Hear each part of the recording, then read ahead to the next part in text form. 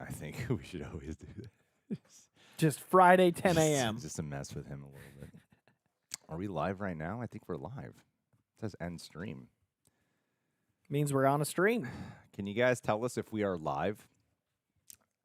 Normally I hit the go live button, and I think it just did it automatically. Oh, so we're winging it today, I would Greg. like to see. It looks like Someone we are said live. hi. Can you hear us okay, too?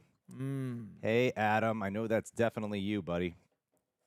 From Heroes Reforged. He's good. He's got that Blu-ray wisdom. All right. We just need to know if you guys can actually hear us. And then we can... Hey, Get we're it going. live. Valenti and Ariale and Clark Bronson and Lanky Rambo and Ben Serlin say so. Had a week, Greg. Had a week. It's gotta be good. Okay. Do we look blown out? We are trying. Yeah, we are going to talk about that. So, guys, today we had a live stream plan to do Weeks ago. and we want to be able to do. We're thinking about a couple of different avenues of doing these live streams, and today I was like, okay, well, this seems like now a time more than ever to do one of these avenues that we were talking about, which is for some type of way to raise funds for a cause that we believe in. And right now, a lot of you guys have been asking us, yes, we are in Los Angeles. We are in California, and we have been exposed to a lot of the fire situation going on. Fortunately, everyone here is safe, even those who have had to evacuate their premises, such as Coy Jandro over here. Thank you for being here, Coy, under these circumstances. Straight from the hotel to the studio. Yes. So we want to make sure, though, that, everything that is being contributed today via Super Chats, Streamlabs, and additionally, too, whatever is what's Thanks going to on. Deem. Me too. What? I'm happy you guys aren't dead. Thank you. I'm happy we're not dead as well. And yeah, everything that's contributed today will, of course, be going to. I want to make sure I'm getting this right because I am constantly. It's such a big word. It is, truly. Let me type it in again. While you're doing that. California Community Foundation's Wildfire Recovery Fund. Everything. It's been crazy around here. The fires have been very, very close to us, but fortunately, like I said, we've been unscathed so far. Yeah, and I'm really proud of our firefighters out here because they've been working in very harsh conditions. And yeah, endlessly, like the hours they put. Like I'm seeing interviews with the firefighters that are on their third day with like naps. It's incredible what they're doing, and like I don't know if you guys have been watching the water drops like Sports Center like I have, where I'm like, oh, it's a good drop. Like it's incredible the skill and talent and adversity they're fighting, and it would be so much worse without them. We're at 20,000 acres to the west, and we are at 13,000 acres to the east, and that's an unfathomable amount. Like for context, Manhattan, the entire island of Manhattan, is 17,000 acres. The fire to our left is bigger than Manhattan, and the fire to our right is almost the size of Manhattan, both at less than 10% containment. it's really kind of shocking when I'm looking at this footage because I'm scared, Greg. you get so used to hearing about like terrible things happening all around the world. You get so used to it. And as sad as that sounds, there is kind of a numbing effect when you are constantly exposed and hearing about things. And then to look at these locations that I grew up with, like I am from LA. I've been pretty much in the same 10 to 20 mile radius my entire life. And to see these places that are 10 to 20 miles away from where I'm living at. There was one that was like about a mile and a half away from us that started. Mine was on my hill, man. Yeah. I looked out a window. There, right? Yeah.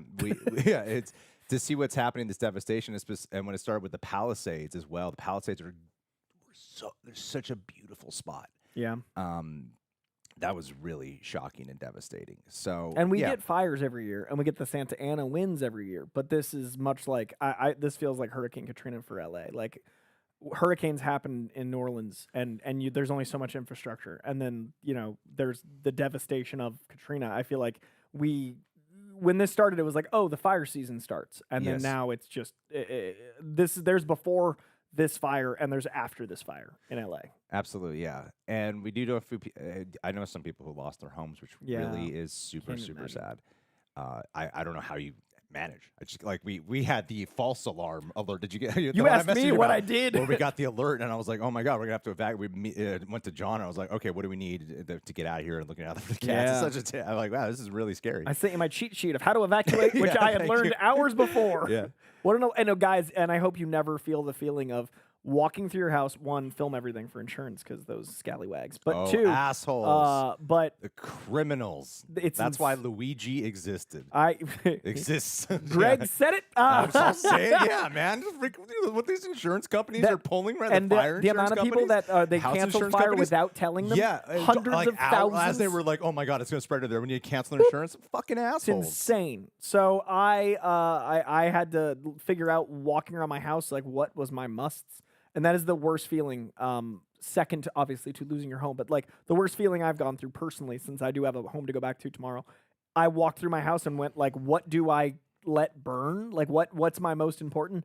It's an awful feeling, and I can't imagine going back home to not having your stuff. So every single person that is in the proximity, having to think that way, you have my empathy. It was horrible. Greg was at the beginning of that journey. And then everyone that lost their home, so many people think that LA is just millionaires, and that's been the hardest part for me of this whole thing. Hasn't been breathing in the smoke, hasn't been like, I've even got like some burn tan. It hasn't been the actual fear. It's been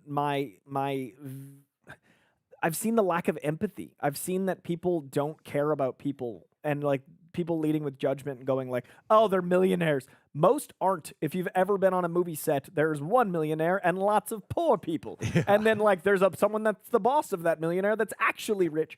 It's not what you no one should lose their home, and no one should have to defend that they had money for that home, and no one. It's really gross what I've seen in the days following this. And we wanted to do the opposite. I did. The last thing I wanted to do was work today. But as soon as Greg, we had agreed to do a live stream, and as soon as Greg said, I'm like, yeah, of course I'll be there. Like, we'll do a thing. And then when he said we were going to do it for charity, like, it gave me the pep in my step that I'm really, like, I'm glad we could do something. Yeah. Well, we'll transition Sorry, that was a long that. rant. Let's start raising some funds, Coy. Yeah! That's why we're doing this. So let's start. We already see that a lot of you guys have been contributing so far, and thank you so much. And we are going to be interacting with the chat the entire time we are here. We'll probably be out by 3 p.m. PST, even though we want to make sure we go through every single chat. And Streamlabs, they take less fees, so that'll be even more we can contribute. Additionally, if you are watching this on playback, or if you just want to do right now, please, like, we don't need like the attention or something. There at the top of the description box of this video, there's a link to donate directly to them as well. So there's multiple ways you can get funds to this recovery fund. All right, Coy, let's get into it. I was talking with Coy beforehand because I saw this was like booming in the news. Let's just type in an article here and see what we can find, okay? Right. So apparently, I think this is starting from our buddy from Boston, Jeff Snyder. Oh, boy. That the T'Challa recasting is apparently a thing. Like, look at this. Over the last couple of days, it's been taken off that this is going to be a thing that is supposedly going to actually be happening in the Marvel Cinematic Universe. But is it recasting T'Challa as we know him? Is it recasting a T'Challa that is from another universe? Or is it the young T'Challa we met in Wakanda Forever, and they're just having him be older as part of Young Avengers? That's a great questions all around, Coy. Here's what the article said. I am editing in real time. Look at him go. Look at these skills. There's some cropping stuff that I did not get down. So Jeff Snyder, he said, with Marvel reshuffling the deck in advance of Avengers Doomsday and Avengers Secret Wars, I'm told that the door is firmly open for T'Challa to be recast via the magic of the multiverse. I heard that an actor was actually offered the role this past fall, a couple of months after Downey's big reveal at Comic-Con, but they turned it down. Snyder believes that the newly cast T'Challa will lead Black Panther 3. Coy, first off, what do you think about this pause? What do you think about just what's your reaction to that? My immediate reaction is I do feel like Black Panther 3 could have very well been Shuri after the end of Wakanda Forever and had assumed it was. But now that this is being posited and the Denzel Washington accidental confirmation of Black Panther 3, I'm wondering how far along the script is, right? Because I hadn't heard anything until Denzel said like he's excited to work with Ryan Coogler. And what a funny thing, right? Like Denzel Washington being a guy that's like, I'm really excited to work with this guy Ryan Coogler, turned into like accidental confirmation because he doesn't do these big blockbusters. He doesn't realize what that sentence was, and then having to be like, I'm sorry, Ryan, I told the world.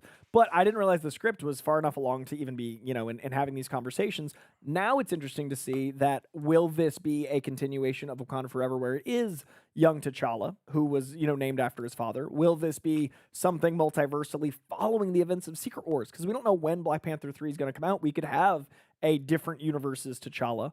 Or is this the recast T'Challa movement where this is the one I hope isn't the case, because it's very tricky after you have an entire movie mourning someone. Yeah. I don't know how you then have that person back, and that kind of eliminating a lot of emotional connection to the real person that we tied the emotional connection to the role through. That is the part of this that I think is the most interesting. Yeah. Because I was on the train. I really love Black Panther Wakanda Forever. If you guys saw a review for that, I was a huge fan of that movie. And I was very much moved by that experience. I know that it's become kind of a divisive film over time. And it seems like in the beginning, the recast T'Challa thing was a big no-no for the majority. It seems like over time it has become kind of swung over to that way. Yeah. Doesn't at least paying attention to the online zeitgeist of what's going on. Curious to know what you guys in the chat have to think. What do you guys think about that? Sorry, I just got back from New York a couple days ago, and then it was like a bunch of fires. So I'm still getting used to talking on camera. It's really weird when you take 2 weeks off and you're like, I'm still adjusting to this. But anyway, and we're like moving shit. Like so my brain keeps being like, that's not there. Yeah. Like things are just different enough. Like this is all different. I'm like, yeah, today's the time I'm gonna experiment with like having to edit myself here in real time. We've got like natural light. But yeah, that is the aspect of it that I am a little bit worried about, because everything about what Marvel is doing currently just seems they're like so terrified of going bankrupt or something. They're bringing back Robert Downey Jr.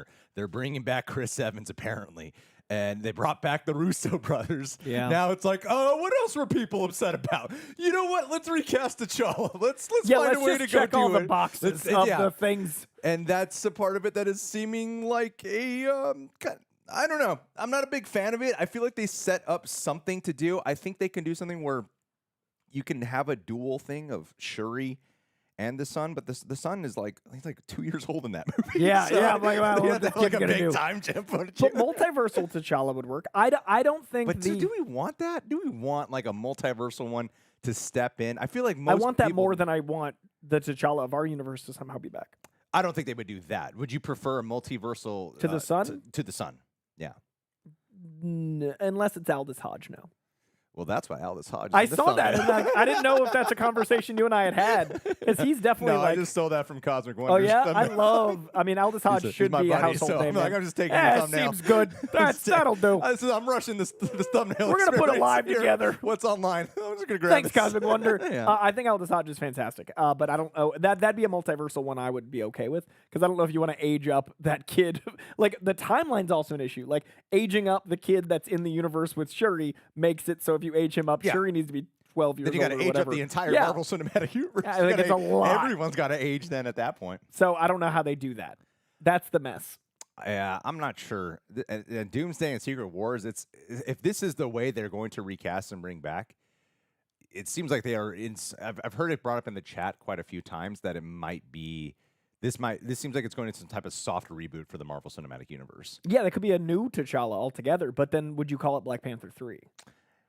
Yeah, I mean, if it's a new T'Challa, like with the and their multiverse rules are so weird, right? Flippant. Sometimes they all look like Jonathan Majors, and then other times they look like John Krasinski and Pedro Pascal. And sometimes all You Doctor know? Stranges are Benedict Cumberbatch. Yeah. Sometimes all Hugh Jackmans but one Henry Cavill. Very, very weird. Yeah. And they should have some sort of show Bible. Like it Yeah. is very messy. So I think eventually after Secret Wars restarting is a good thing. But do you do that with a movie called Black Panther 3?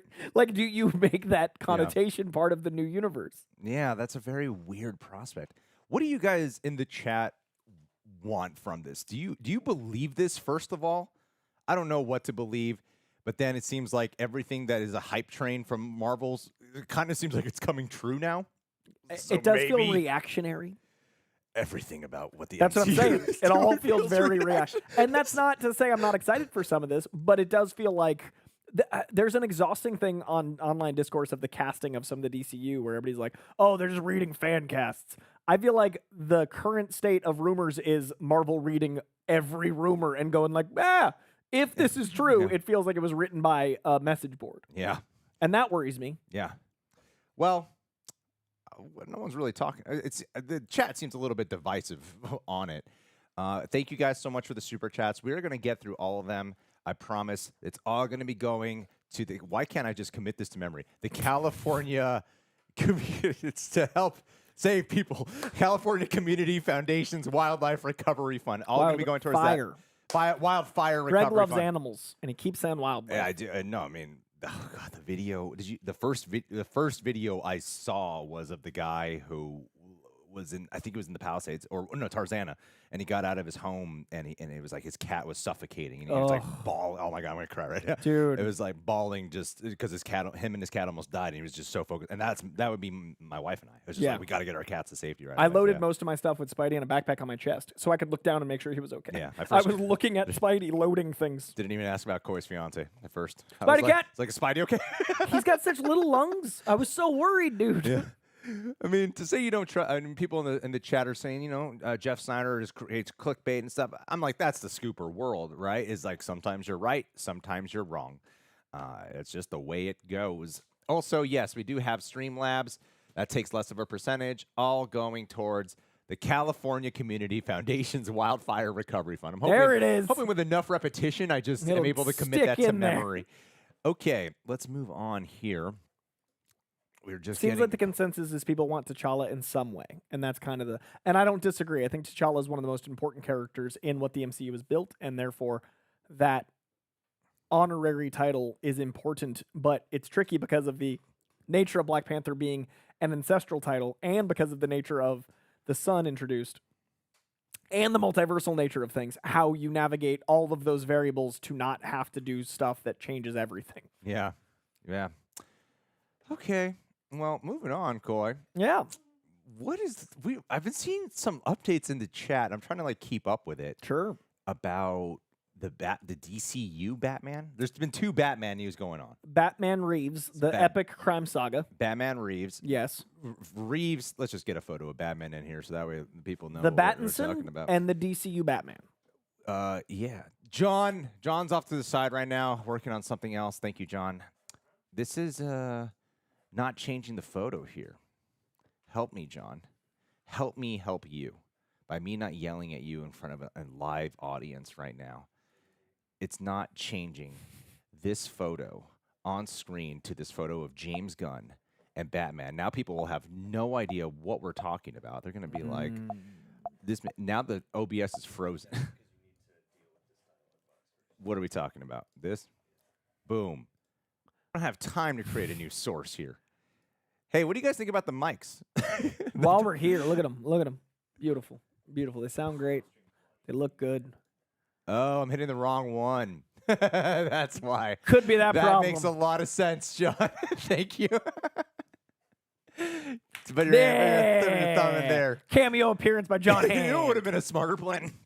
Instead of John over there working on the laptop, should be like, hey, why don't you do the Stream Deck stuff? Can you help us produce, John? That probably would have been a way smarter plan.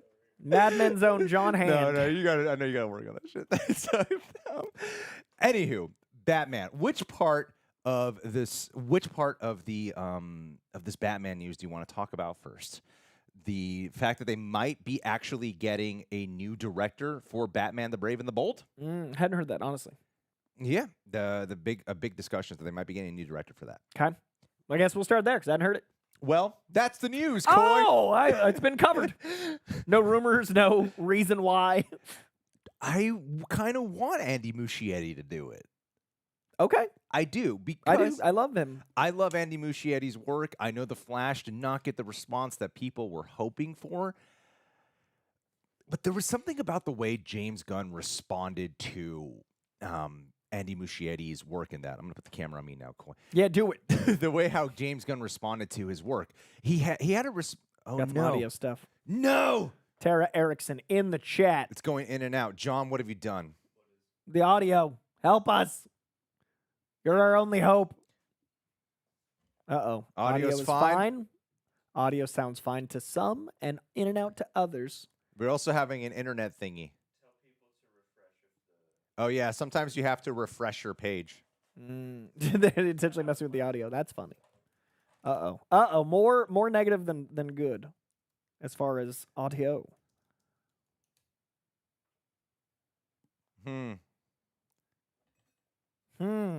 Let's just sit here. Let me read the chat while you do the audio.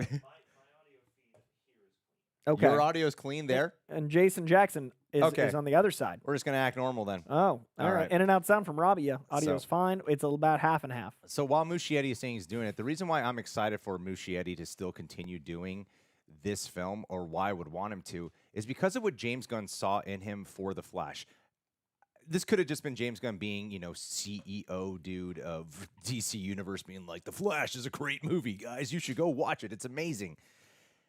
James Gunn is the kind of producer similar to how I feel like about Quentin Tarantino, where they often have strange opinions about other people's work, and whether it be something they like or dislike, it can be kind of weird and odd, but then you watch their films and you're like, but they're great filmmakers. And that maybe that's those weird idiosyncrasies, you know the word, that they're going for, that they're able to see something different. And James Gunn was not an active producer on The Flash. So I feel like if he is a creative producer on Batman the Brave and the Bold while working with Andy Muschietti, I feel like that could be something really special and be the thing that James Gunn was actually feeling and seeing in The Flash, when the he pieces was watching he saw. The Flash. Yeah. I see what you're saying. Like, he saw the jigsaw pieces that he saw, and now he sees a vision in his vision. Yes, exactly. His mental collaboration. Yeah. I think Muschietti is a really fantastic director that had a lot of things that people aren't considering when they look at The Flash. He was the, 7th director on that movie. I think Ezra Miller was cast the same year as Grant Gustin. Like, it was that long of a pre-production on The Flash. So, if you look at the entire series of The Flash that got made while the Flash movie went in and out of production hell, it had a ton of writers. Then you look at things like It, and you look at, I think Derry's going to be a great show. I do think Andy Muschietti has a vision for Batman that James Gunn likes.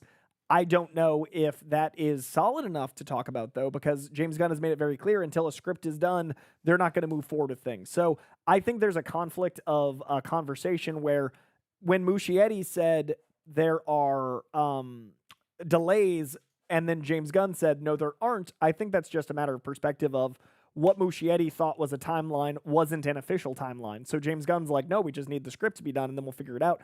I don't think they're rushing Batman, and I think that's the best thing. I think the power of having two Batmen is you can have this crime saga that's already moving and grooving with Penguin and the Batman, and that can come out in 2 years. And then you can figure out what you want from this new DCU Batman, who's already going to be sprinkled throughout as far as, we got a Flash film Creature Commandos. We know we're getting a Clayface. I don't mind if we meet the Batman as a cameo in Clayface, if it means we can take our time to get the right Batman, which is an entire world built around a new DCU Gotham where it actually makes sense for a dog like Crypto to exist. That, to me, is worth whatever patience is required. I don't plan to die in the next 10 years. I hope I don't. I want to be here to watch the right Batman while still getting our awesome Detective Batman. Personally, I don't see the Battinson working in the DCU. If they prove me wrong, I'll be happy to be like, oh, I was wrong. This is great. But until then, I want a DCU Batman that feels like the comics so we can have a Detective Batman that feels like a Fincher film. I'm going to keep putting this out there to the universe, Coy. Yeah. Because I'm seeing some bullshit going around. Okay. On the internet? I'm seeing some bullshit going around about this Josh Brolin dark side shit. Have you been seeing that? Yeah, Brolin posting it was a can of worms. But that man's also a troll. I love the idea. Because in a fun way. I love Brolin's sense of humor. He could have been like, hey. Well, Brolin, you need to be the DCU Batman. Why he posted dark side photos? Batman? Coy and I'm still, every time I have a Dark Knight Returns collectible over there. And every time I see it, I just think of Josh Brolin, every single time. How does this, this looks like Josh Brolin to me. I don't know. Does this look like Josh Brolin? It does. I don't disagree. And he's got the acting chops and the build. He should be Batman. In the Batman Brave and the Bold. And I think if you have an older one, that makes it easy to distinguish it. I also think have a very comic one that fits in the cosmic stuff. And then a very grounded one. And, I think Brolin could have fun playing a big, larger-than-life comic character. Yeah. Like whoever they cast, I just want that to be a very distinct difference than the very grounded noir Battinson. Yeah. I don't know. I had a very interesting conversation with someone at the Josh Brolin? gym. Oh. At the Josh Brolin. And he was asking me, do you think that his name's Hans, by the way. Such an interesting. I've never met a guy named Gruber? Hans. Yeah, right.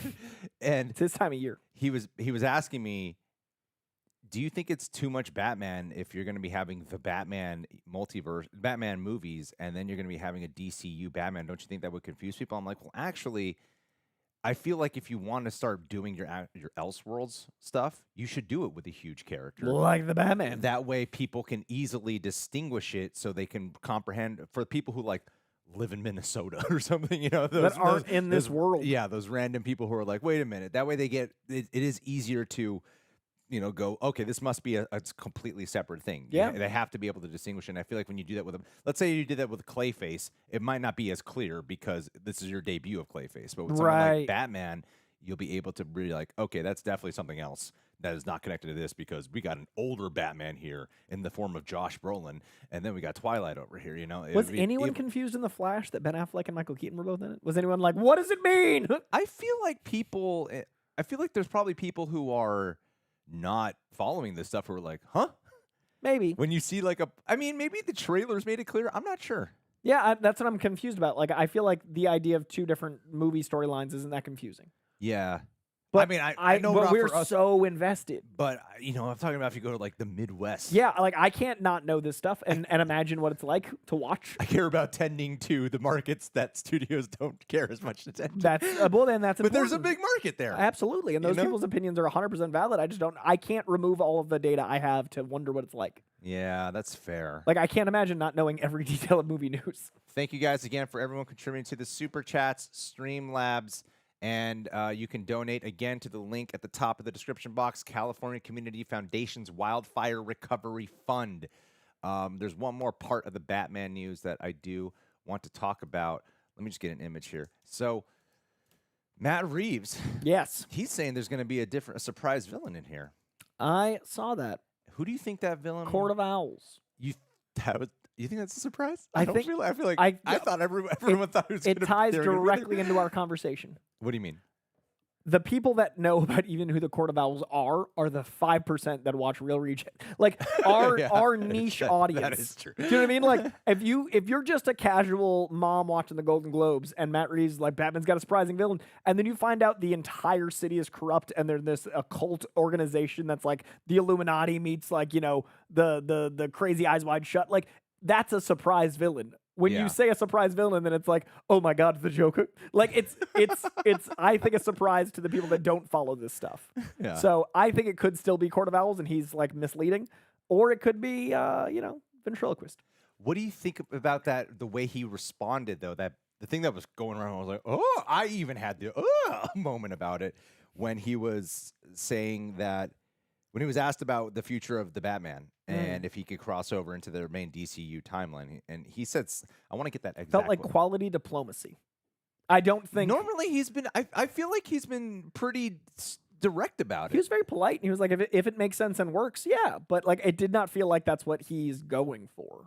To me, it felt very much like, hey, if someone can present a story, I'm not closed-minded. I love this. But it's also, I am an organized crime saga like that I've mapped out. Yeah. I don't want to throw that off. To me, it felt like I'm doing this over here. If someone presents a crazy idea that somehow makes this work, I'm not going to be la, la, la, la. It's kind of like me with Downey as Doom. I'm like, I don't love that idea, but I'm open to it. Like, show me, and maybe we'll talk. Okay. To me, that quote felt very much like I am playing in the DC comics universe. If we find a way to make this one the DCU, let's talk about it. But for now, I'm focused on the Batman 2. I'm making the best Batman 2 I can, and that's where my head's at. How are you feeling about the impatience on the sequel? I've seen you kind of get flack on it on Christian's channel. Yeah. It was the first time I saw it because, James Gunn, he came out and was saying, back then sequels would take like many years to come out. And yeah, that was back then. And while Avatar was a massive sensation, and that was one of the biggest gaps in recent times. 13 years. 13 years. I think there is a conversation to be had about how culture has changed the sequel game in the last like decade or so. We need to change it back. We're Let's still. stop catering to TikTok ADD kids. I mean, we're still from a time where we've seen the sequel trajectory go. There was a time where sequels were special. They didn't come out all the time.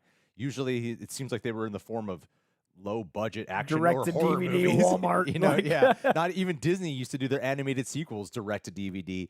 And then we reached this point. I don't know when this happened, but suddenly we started getting sequels all the time. As a default, and almost. they started making movies to make the sequel. Yeah, it's a franchise I do mentality. think MCU had it kind of like Huge affected that. acceleration of Media that. Nights in the chat. I got to give them a huge thank you.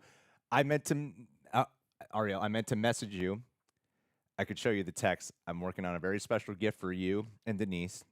It's being custom made Oh. because I want to take a sidestep here. I was in New York and Media Nights, Ariel and Denise, they surprised me with their amazing reaction channel. Oh, yeah. They got us tickets. I'm going to post a social media video about it. They got us my wife and I tickets to go see Harry Potter and the Cursed Child. Oh, dope. And I was like, Dude. that's cool. And then we got there. We didn't even know.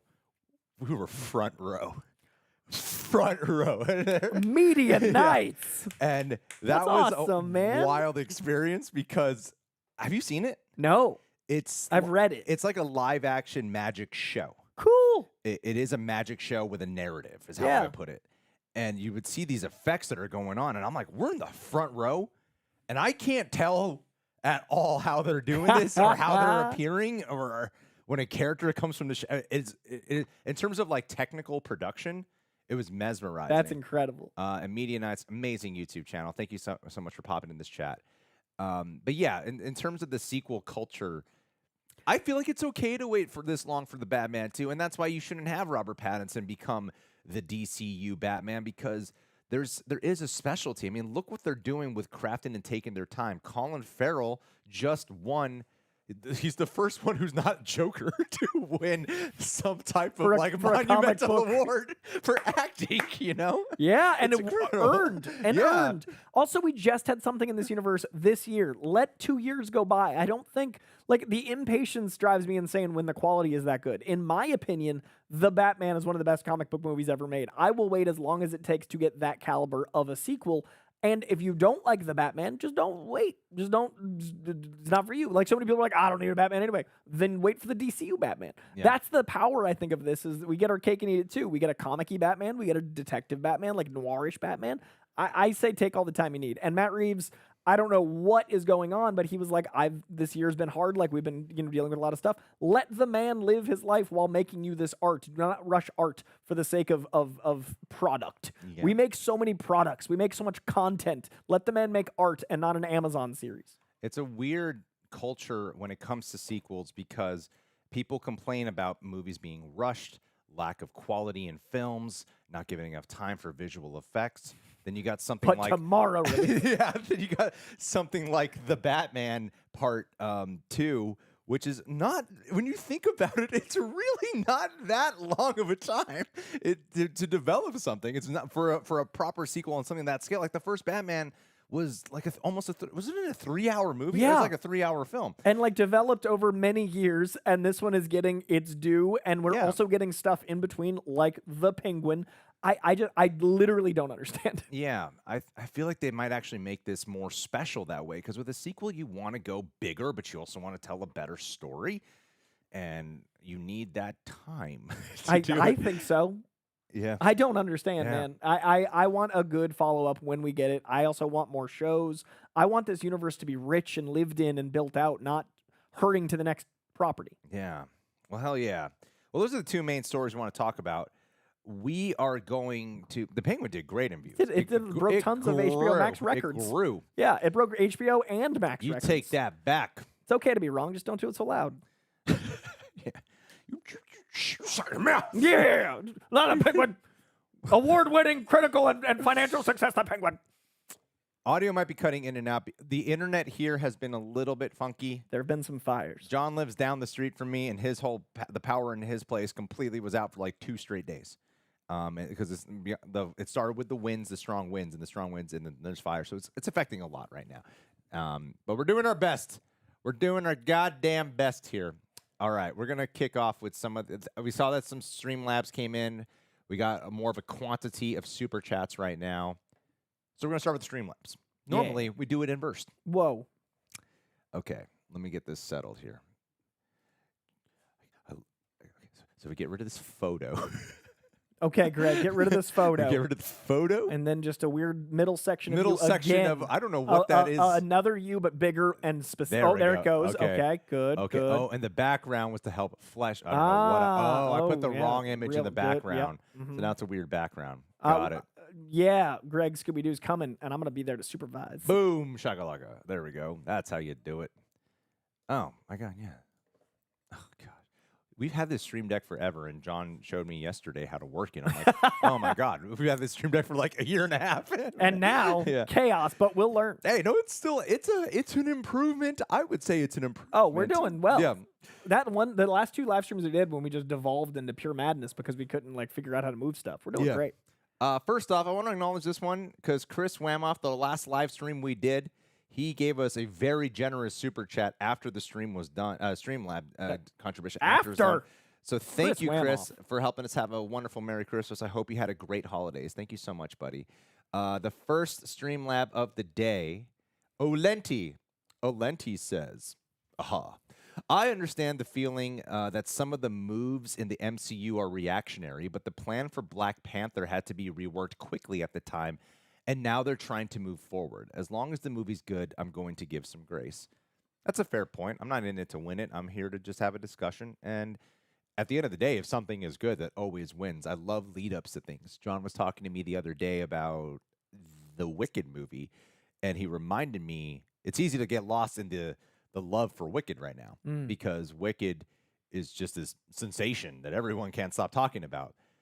And I already forgot, oh yeah, this movie was getting so much shit before it came out. It was getting so much shit. But as soon as it's out and amazing. As long as something is good. So yeah, we can be worried. We could speculate. However, if it ends up being something that works out and good, that's all that really counts in the end. So yeah, Olenti, you have a fair point. I like that point. And again, like I said with Downey Doom, I'm excited to be proven wrong. I am very open-minded about any direction they take T'Challa because of how important the character is. I just don't know what they're going to do. We'll see. And then we got a very generous one here. Thank you. Again, all of this is going, it's in the title, so you should know. The California Community National. Don't think that word's in there. Because California is a state. Yeah, that's why I started laughing. Like, that's definitely not the word. Don't think that's there. California Community Foundation Wildfire Recovery Fund. Yeah, all going towards there. Adventures in Lauren Land, I'm assuming is a she or a they, whatever. Thank you for doing this. I have a friend who had to evacuate Lauren McInt. I think that's their name off to the side, right? Okay. Platform ID? Yeah, you don't see that. My bad. Yep, so evacuate and then down, unfortunately. I'm Ron Burgundy. You literally just read that without pausing, and it's a bigger font. Yeah. Thank you for doing this. Had a friend to evacuate Lauren McKinney. Unfortunately, and what a sad message. I'm going to take this over. This is why we can't do those telecasts. We could not. It could not. Adventures in Lauren Land. I'm so sorry to hear this, and we're so happy to be doing this stream to put money in the right place. And they sent in this contribution saying, thank you for doing this. I have a friend who had to evacuate. Unfortunately, they lost everything. Love you guys. I am so sorry to your friend. That is an unfathomable situation. As I said earlier, I cannot imagine having only experienced the teensy top of it, just looking around my place and going, what if? That is horrific, and I hope their health and they were able to save some of the things. Thank you. We are very excited to be helping however we can, and we appreciate your input there. Thank you, community, for coming together right now. Yes. And this is really important to us. It's crazy being outside. It's just a desolate vibe everywhere you go. Yeah. I had to stay an hour away because like when I evacuated, everything's full. So like I had to leave, and just driving here, it just feels different. And like you can't see the buildings through the smoke on the highway. And it's been 3 days of this. All right. It's bad. All righty. Here we go. Let me just adjust the screen here. Sorry, guys. 1 second. Boom. And then... Oh, come on, Corey. That's so much more efficient. It is. I see it. You gotta love that. Look at that. You gotta love that efficiency. Click, click, boom. We doing it. Hey, you know who makes me feel good in a dark time? Mike Joyce? And I feel really. I wonder if you're aware of this guy. He is one of Chris the people. Whammo. He is one of the people who lost his home.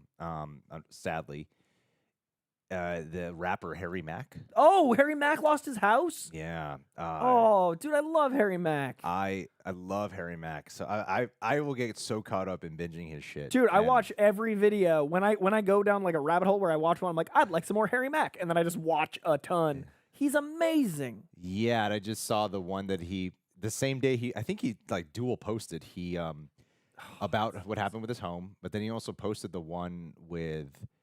Did you see the one with Gerard Butler and O'Shea Jackson? Yeah, dude. Gerard Butler's reaction. Yeah, the whole just time. looking at O'Shea Jackson. I was like, Gerard Butler should have a reaction channel. Yeah, he's very good at expressing. Yeah. Oh man. John and I saw him live with Mark What? Renier. Yeah, he popped up at a show in Venice of a beatboxer we love. He's not beatboxer; it's not the right thing. How do you even describe Loop Daddy? But like, he's a loop artist. He makes beats live. Oh, I didn't realize you were there with Coy. He told me about that. I didn't realize you were there with Coy. We didn't know each other was there. Oh. We left, and later on, he was like, "I too was there," and I was like, "I didn't see you at all." So John and I separately saw Harry Mack. Incredible. We both saw him from a distance, separate of each other. He was in Times Square, and when I was in Times Square, he was performing live. He did a live thing on I forget which channel it was, but I was like, oh my God, Harry Mack! You got to see him like he is close. one of those people who I love seeing grow in success 100%. because he's such a he just seems What like a such a vibe, nice dude. guy. doesn't he? Yeah. He's like such a nice dude. Did you listen to his podcast? Yeah, I've heard like 1 or 2 episodes. I don't listen as fanatically as I'd like. He's to. such a smarty. Yeah, that's a bummer, man. All our love goes out to Harry Mack and everyone else. Yeah, at the top of the stream we mentioned. There was one fire that was really close to us. I think it's contained. The one that was the closest. I don't want to like Dox me? myself. I don't want to dox I didn't know like which one you're talking about that affects us. How do I mention this? The two you're talking about are both contained. Well, you see, we got some crazy assholes out here too who love to like participate in the fun or whatever they're viewing it as and commit acts of arson. Yeah. and it is horrible. I thought that was a conspiracy theory at first, and then those like videos, and I was like, "Oh, great! No, people are just worse than I thought they were capable of." Man, this city is disgusting sometimes. Really is. Very- Certain people, because the community like we're experiencing, like there's like plenty of good community. A bunch of the places I look to volunteer at are actually full. They don't have room for more volunteers. That's how good this town can be. I like seeing the businesses come. You know, when I was in New York, there is a vibe that kind of just permeates of a sense of people and community.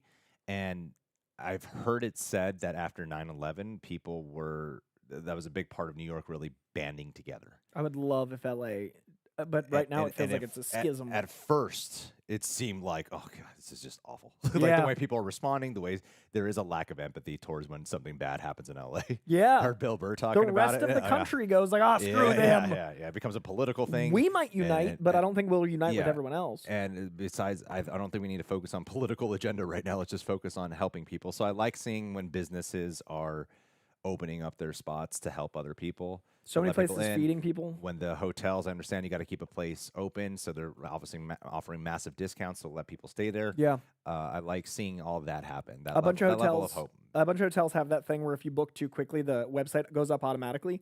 I know of a number of hotels going into their own code and changing the prices back down and like refunding people. Because if 100 people book a hotel room, it skyrockets the price because of demand, just because the algorithm. Right. People were refunding to get it back to the regular price and like doing all that's above and beyond. I think that's amazing to make sure people have a place to stay. Absolutely. Let me adjust this little thing here really quick before we get into these super chats. Again, just going to keep saying it because we know we have people who pop in and out. Everything is going to the California Community Foundation Wildfire Recovery Fund. Off the dome. There it is. That's what it is. Yeah. Here we go. Prayers for the folks impacted and for the people on the ground helping in recovery effort. Thanks for the stream to help. Hope you all are well.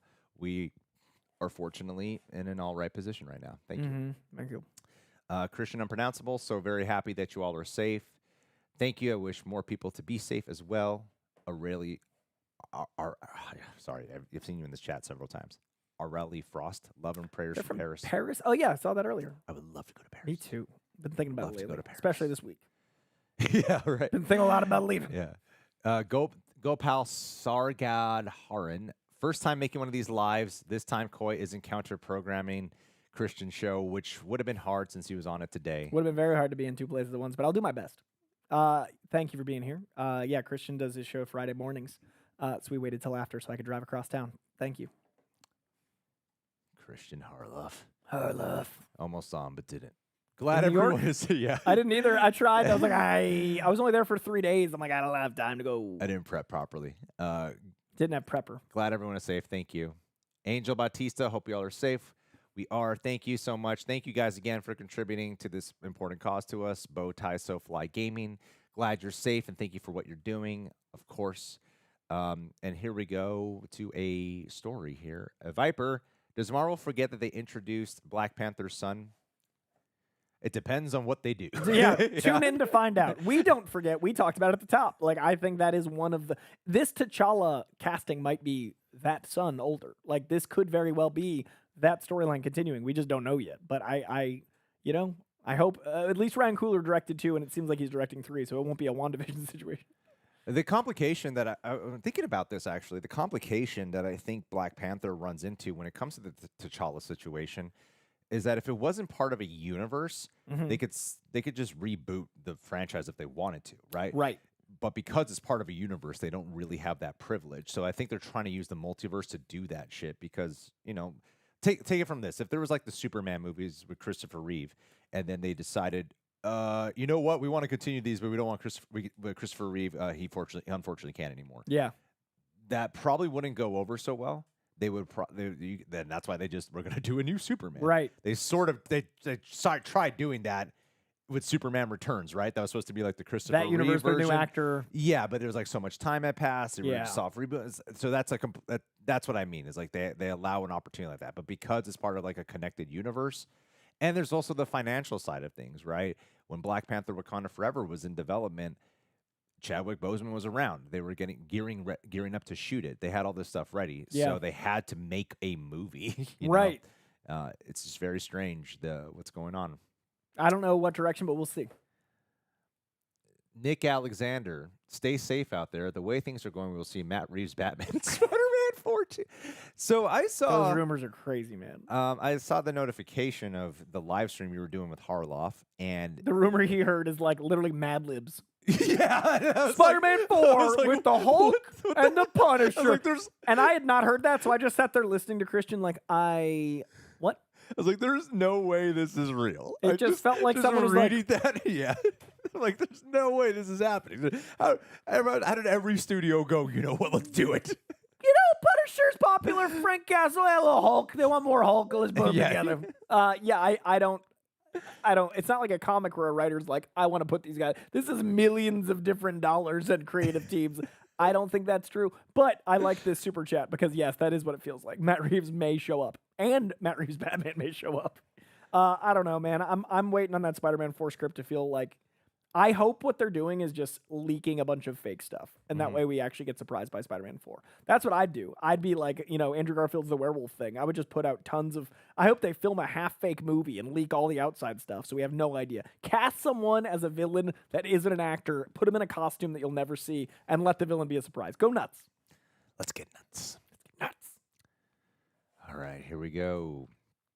Ethan Holgate. Hi, guys. Hope you're keeping safe. I know LA does get wildfires, but I'd say it's nothing like this before. I'd say I think it was supposed to be. What? I'd say it's nothing like this before. I'm just a very literal. You're literally reading these words like, I'd sat, it's nothing like this before. Yep, that's like, let me just try to make sense of what they're saying. after you've said it out loud. Typos don't exist in my mind. Could it be? Especially not with the T and the Y right next to each other on the keyboard. Could not be. Jesus. I'd say. And did you see the new Last of Us Season 2 trailer? I don't need to. I played the game, and we're going to cover the show. So I'm so excited for the show. I love the first season. We're a lot more picky now with trailers that we do and don't cover. Covering trailers was a big avenue that's got us into a lot of like press stuff. So that is the one part of covering less trailers that I've noticed has been taking a bit of a dip in terms of behind the scenes stuff. At the same time, I do think it makes like we saw Gladiator 2 Knew nothing. and maybe it's in one of the trailers that I saw, but I really when they apparently it's in the trailers. But when I was like, about I'm kind of afraid to say it. I know, but like for us, we got to experience a brand new movie. They apparently very much reveal who Paul Mescal is, And in the movie, they treat it like a mystery. and when it happened in the movie, I like turned to him like, is that? I is didn't that know. Like, is that? And it was awesome. I want more of that. And it happened so late in the movie. It's I don't like know why they 2/3 showed in. it. Yeah. Yeah, trailers. Well, it's a different team cutting a trailer than the actual fucking filmmakers. It's So, really- like, yeah, I'm enjoying a trailer-free life as much as possible. Let's rebuild Xavier Clark. That's a great message of hope. Thank you. Mike Joyce, has Coy's cat ever had a play date with Greg's cat? Side note, I've seen it come up in the chat a lot. We were trying to get our Wicked reaction up on Monday, but it's getting blocked. No, you would never want to do this, Mike Joyce. This would be a terrible idea. You can't just combine cats. Takes months. They do not know. My wife had two cats before we lived together. I have two cats. That transition process she suffered some major repercussions herself from it, real injuries, because cats don't like other cats. Yeah, Spidey's a solo boy. And Greg has watched Spidey, but it was separate of the other cats. Yeah, I love Spidey. Yeah, they bonded great to the human and cat, Yeah. but I would not tempt fate. Love Spidey. Thank you again to everyone who is contributing, all going to the California Community Foundation Wildfire Recovery Fund. Once he gets it, he gets it. Oh, yeah. I don't have it. He's got it. PLD, he is a member of the Real Rejects team, taking money that we pay him and putting it back into the pockets of the California Community Foundation Wildfire Recovery Fund. There it is. Coy, the man of 1,000 streams. Yes, you are. Weren't we just talking Ed Harrison Storm? Yeah, he wants to cast Ed Harris Storm. Happy to see you all surviving. Greg, Christian just scooped that Ewan McGregor is going to be in Ahsoka season. Really? That's what he said. Oh, he'd be a ghost. And more Hayden. Or flashbacks? Thoughts? Keep safe, all the love. I like that your thoughts were interdispersed with your literal reading. Like, you'd see a period, you'd be like, I'm going to give my... And then back to the reading. Oh, that is so weird. Did you like Ahsoka or no? I like some of Ahsoka. Yeah, I know you're not someone who follows like the Star Wars. You didn't see like Clone Wars. I did after Ahsoka. Oh, you did? I wanted to understand. You actually watched it? Yeah. That's I watched 3 seasons. Oh my God! No, the good stuff's in the. Oh, well, yeah, now you best, tell me. A lot of the best stuff's in the later parts. Okay, yeah, it was a for lot, sure. as it was. Yeah, But I wanted to understand, and I thought Ahsoka was good. I think the final couple episodes are some of the best Star Wars ever, in Clone Wars. Okay. And I was like on the edge of my seat watching that shit. I liked episode 4 a lot of this current show and the most recent episode. Like, there's 2. I mean, the show's hit or miss, but I'm liking a lot of. But yeah, Star Wars is tricky. It's very imbalanced for me. Well, I know Ewan McGregor has been pretty vocal about wanting to come back, and I think as much as the Obi-Wan show was, I need to adjust my frame, Coy. Yeah, you're just cutting your own head off. Cutting my own Every head time off. you cut back to you. Who is he? I don't like it. Get the curls. There it is. Let me just- This man uses a Boom. diffuser for a reason. Let the diffuser diffuse. Mason Thames. Mason Thames. Oh! That was the cutest moment I've seen in a press event. Mason Thames. You guys just hair bonding. Ewan McGregor, he was vocal about it, and I think in Obi-Wan, he said that he would like for the Obi-Wan show to continue. It had the cliffhanger with Qui-Gon Jinn, so there was more room to explore there. Hayden Christensen seems... What I love about the resurgence of what they're doing with this nostalgia shit, Hayden Christensen's redemption Yeah, him is getting to feel the love. so awesome. It's really special. Because we were around for the hate. vitriol, the bile towards him. I was on it. I didn't was- really like him in it either at the time. I still don't love the prequels, but I like him. I was at Star Wars Celebration. They brought him out. I got to see him feel that love. It was one of the most special things I've seen in pop culture is seeing Hayden Christensen go from like to like, oh, and like this journey the last few years. He's such a sweetheart too. I like that guy a lot. When I rewatched the prequels leading into Rise of Skywalker, I did a watch in timeline order rewatch. I enjoyed him way more than I did when I was a kid. Okay. And I think what he does now is even stronger. Oh yeah, I think so too. That maturity that he brings that combines the Clone Wars performance. And Ewan McGregor's so good. I mean, speaking of Ewan, like he's so consistent. Yeah, so seeing that's one of my favorite parts about this resurgence. Ewan McGregor was known as like one of the few good things about the prequels, and this is but when they were around, they mainly just got hate the prequels, and it's tough, you know. I can for those franchises where I can't imagine the mental struggle as an actor to keep making them. Like if you're signed on for 3, first one comes out and the world's like, I hate everything you've ever been. Yeah, and then you gotta like ignore all that shit for like 4 years, 5 years. While you're in the process of trying to emotionally get in the game of green screens and all this crap. It's like a really hard game to do. And to see that hard work paying off decades later, I actually think is like kind of a beautiful thing, honestly. And they're at cons, seeing the love they get firsthand and seeing them receive it is so beautiful. It is really special. That is a positive nostalgia. I agree. That being said, this is doing nothing for me in terms of like, does this make me more excited for Ewan McGregor? I'm like happy for Ewan. It's very possible to have dual emotions, right? Duel of the fates. To have happiness and fondness for what is going on with Ewan McGregor and Hayden Christensen, watching the love they are getting and watching them enjoy the experience this time. Yeah. That being said, for Ahsoka Season 2, they did have that cool cliffhanger with more Hayden Christensen getting to interact. And actually, no, he would be probably a Force ghost. And if he's going to be a Force ghost, correct me if I'm wrong, but I don't think we've seen Ewan McGregor play Force ghost yet. I think they did a special edition where they replaced the actor that played Darth with him once. They did it with Hayden Christensen, but they didn't do that with... We did it with Ewan McGregor, right? You're right. Yeah. I think you're right. Yeah, because they kept Alec Guinness. Yeah, I think you're right. Yeah. Okay. I mean, there's parts in it that make me excited just to see what they can pull off. Mm. Somehow Ewan has returned. Yeah. Go ahead and read this, please. Yo, homies, good to see y'all. Hope everybody is good. And go Rams on Monday night now in Arizona. Greg hates the Rams, so he had me read that one. I was like, ready. I was like ready for it to be something controversial. I appreciate the super chat. Never lose your nerd. Good to see you in here. We see you pop up sometimes. And I am not as invested in the football part of the Super Bowl to come as much as the halftime show. So whoever plays the game, go winning team. But yeah, halftime. Yeah. Kendrick's fucking performance, dude. I'm so excited. That a little closer. Did I get it far away? I got to excited. Yeah, we removed the rug. We're doing a lot. This set is going to look very different in a few weeks. And it's funny being in here because the left and right is very different now. Yeah, that's the power of a camera.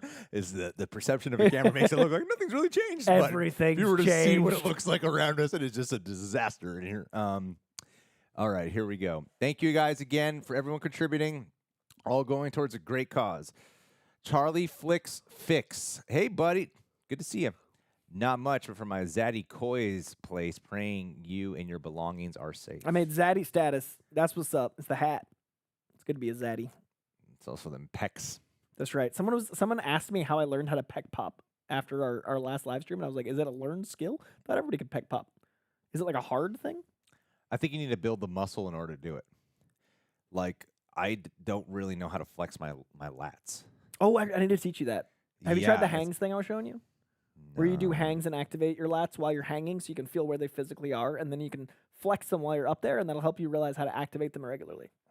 No, I got to try that. So do like a dead hang, and then flex your lats, and then mentally feel where that flexing feels like it is, and then drop down, try to flex it, and then repeat. Like, because the hang will change the way the gravity works, and you'll have to flex them inherently to pull up. So feel that flex on the hang, and then try to do it on the ground. All right, that sounds beautiful. That's the trick. Michael Antonucci. He is saying, please react to the Spider-Man trailer. While I appreciate your contribution to us and to the recovery fund, the show's coming out. There's like, a Spider-Man. Oh, the show! Yeah, she's coming out in like 2 weeks. We're just going to watch the show. We're just going to watch the show. We're going to cover all of it. So I appreciate your interest in us watching it.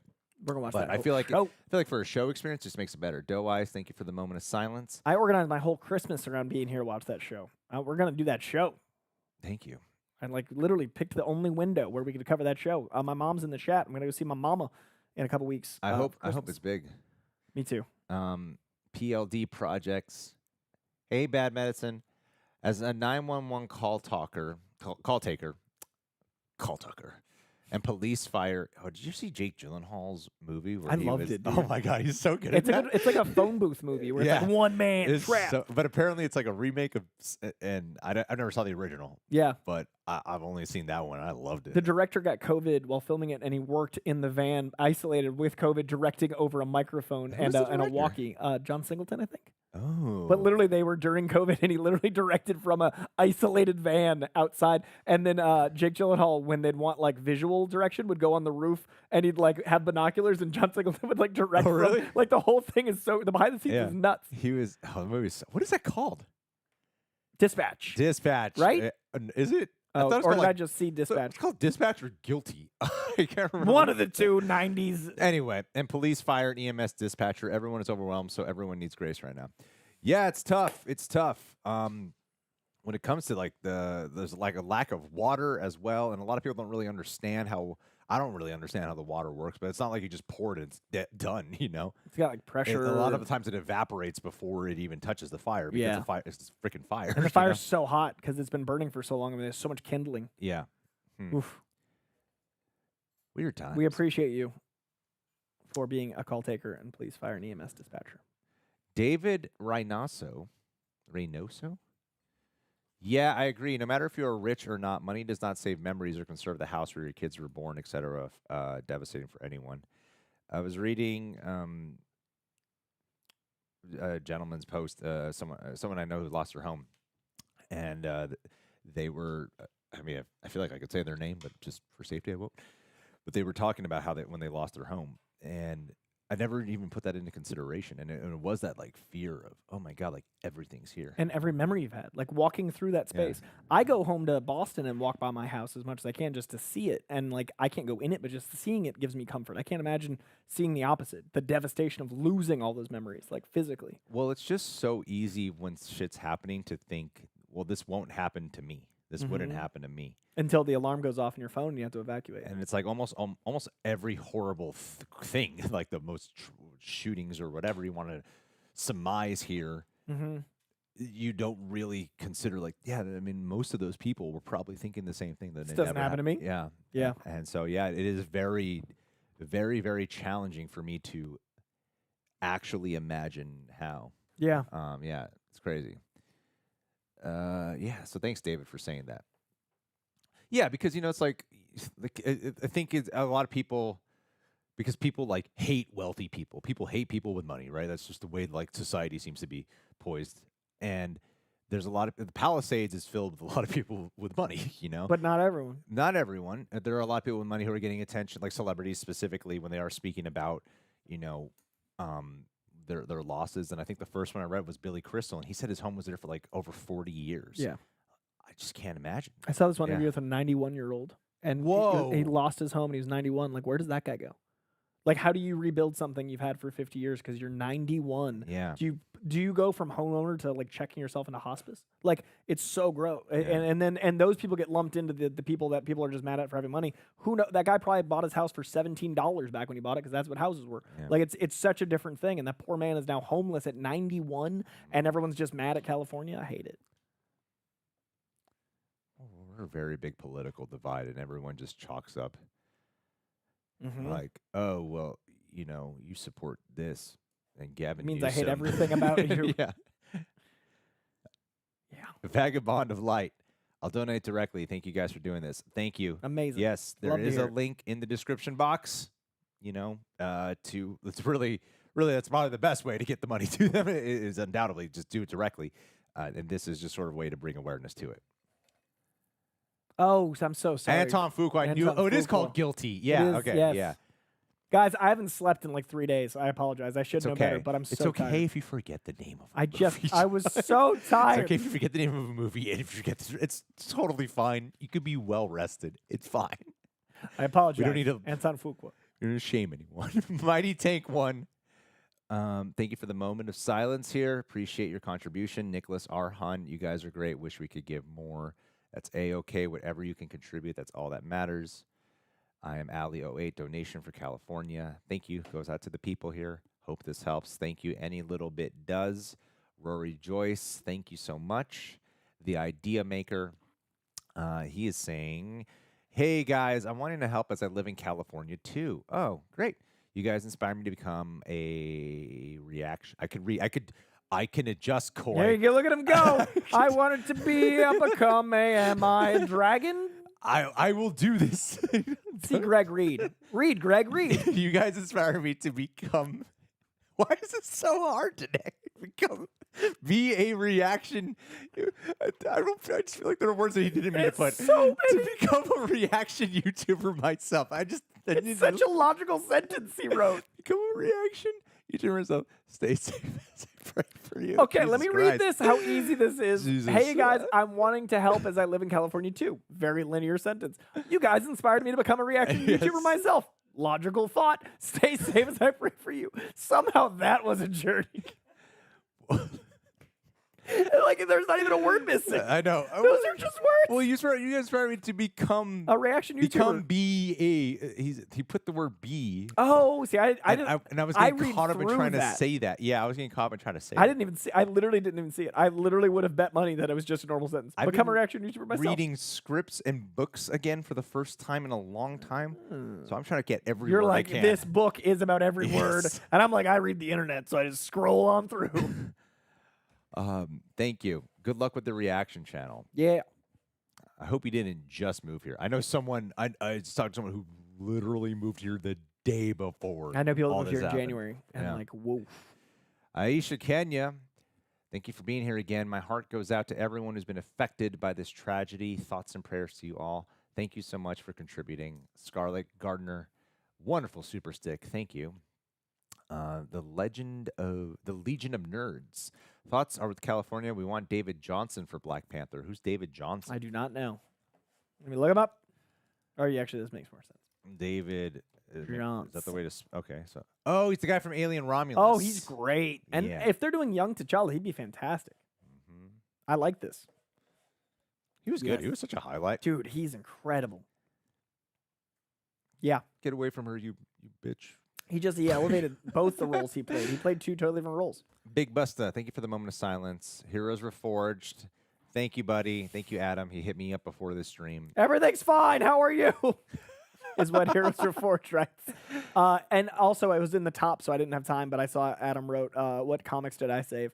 I managed to get 9 long boxes and 7 short boxes into my fiance's SUV.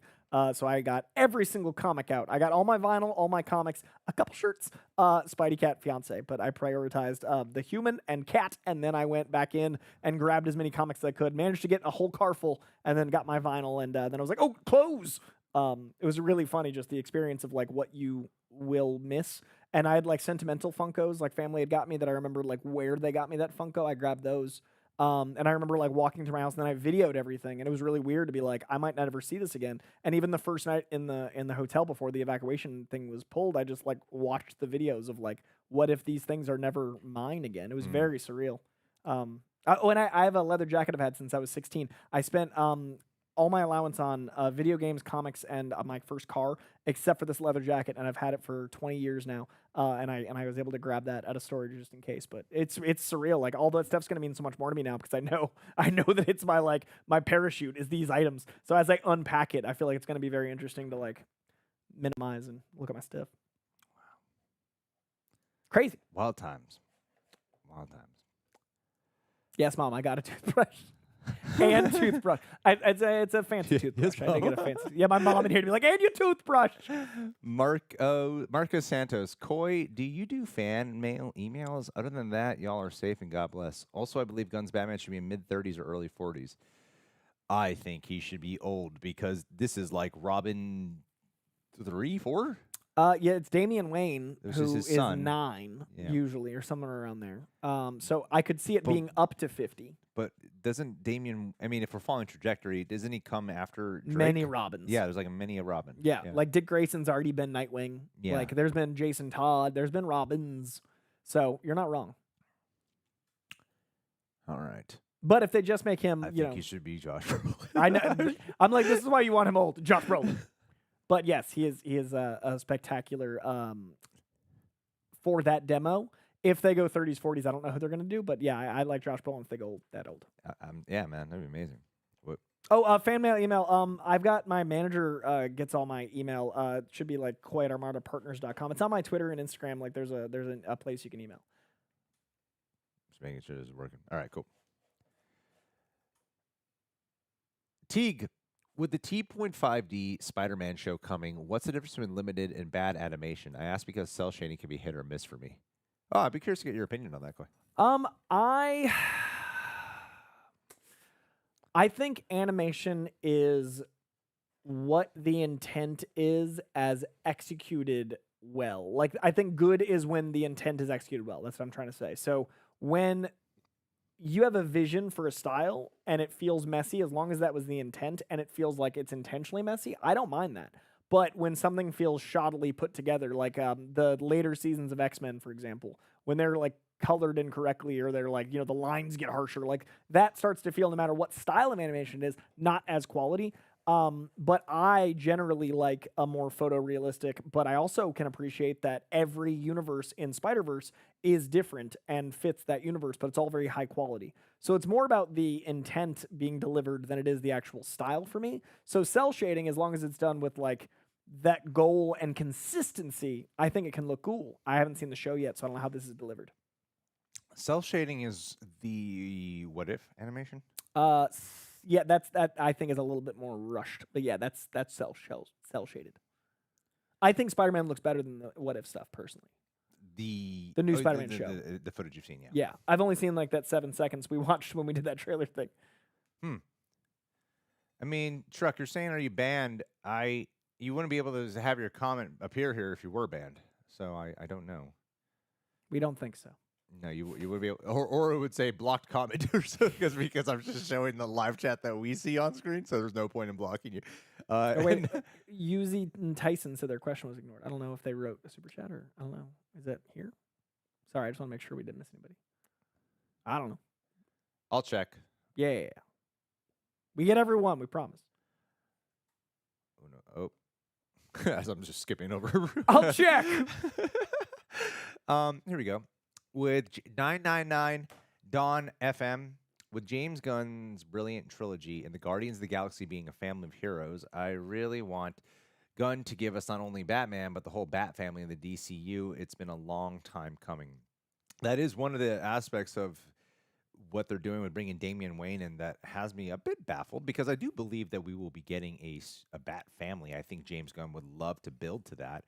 It's just, it seems like they're kind of, I get they're doing the whole thing like Superman exists, and then there's also like Mr. Terrific and Guy Gardner, and there's all these other heroes. So we're already like establishing that a lot of these people already exist. But that's a lot of like, I think that if you're going to have like the Batman who in his early years is happening, it would be interesting to have your main DCU Batman have a much later. I think that's happening. Yeah. I think, I mean, that's the power of a year 2 story and then a year 20 story. So you think that like they would already have a Nightwing and there's a Titans a dynamic duo situation going on. Like dynamic duo is a Red Hood and Dick Grayson story, I think. No, it's Red Hood and Jason Todd.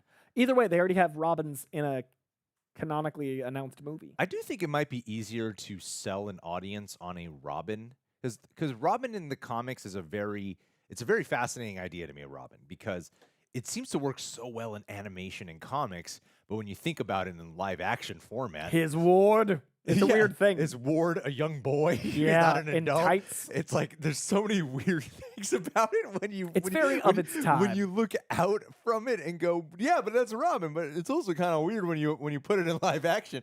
But an orphan that he sees himself in that adopts to try to improve his life. Like I think you can tell it artfully. Or it's just going to be paced well. It could be like Batman Forever, where he adopts a 25-year-old kid from the circus. Yeah, put some nipples on his suit. Totally normal. Chris O'Donnell lived a normal life. Yeah, I do want the Bat family, though. I think we're getting it, and that's something we haven't seen. I think that's what James Gunn is building, is the stuff we haven't seen that comics fan wants to. The Batman movie, I've always kind of imagined this Batman saga that I've wanted to sort of create, and I'll just say it because I don't think I'll ever do it, because this is a lot of things you got to get through to pull it off. You got a lot of levels to graduate to.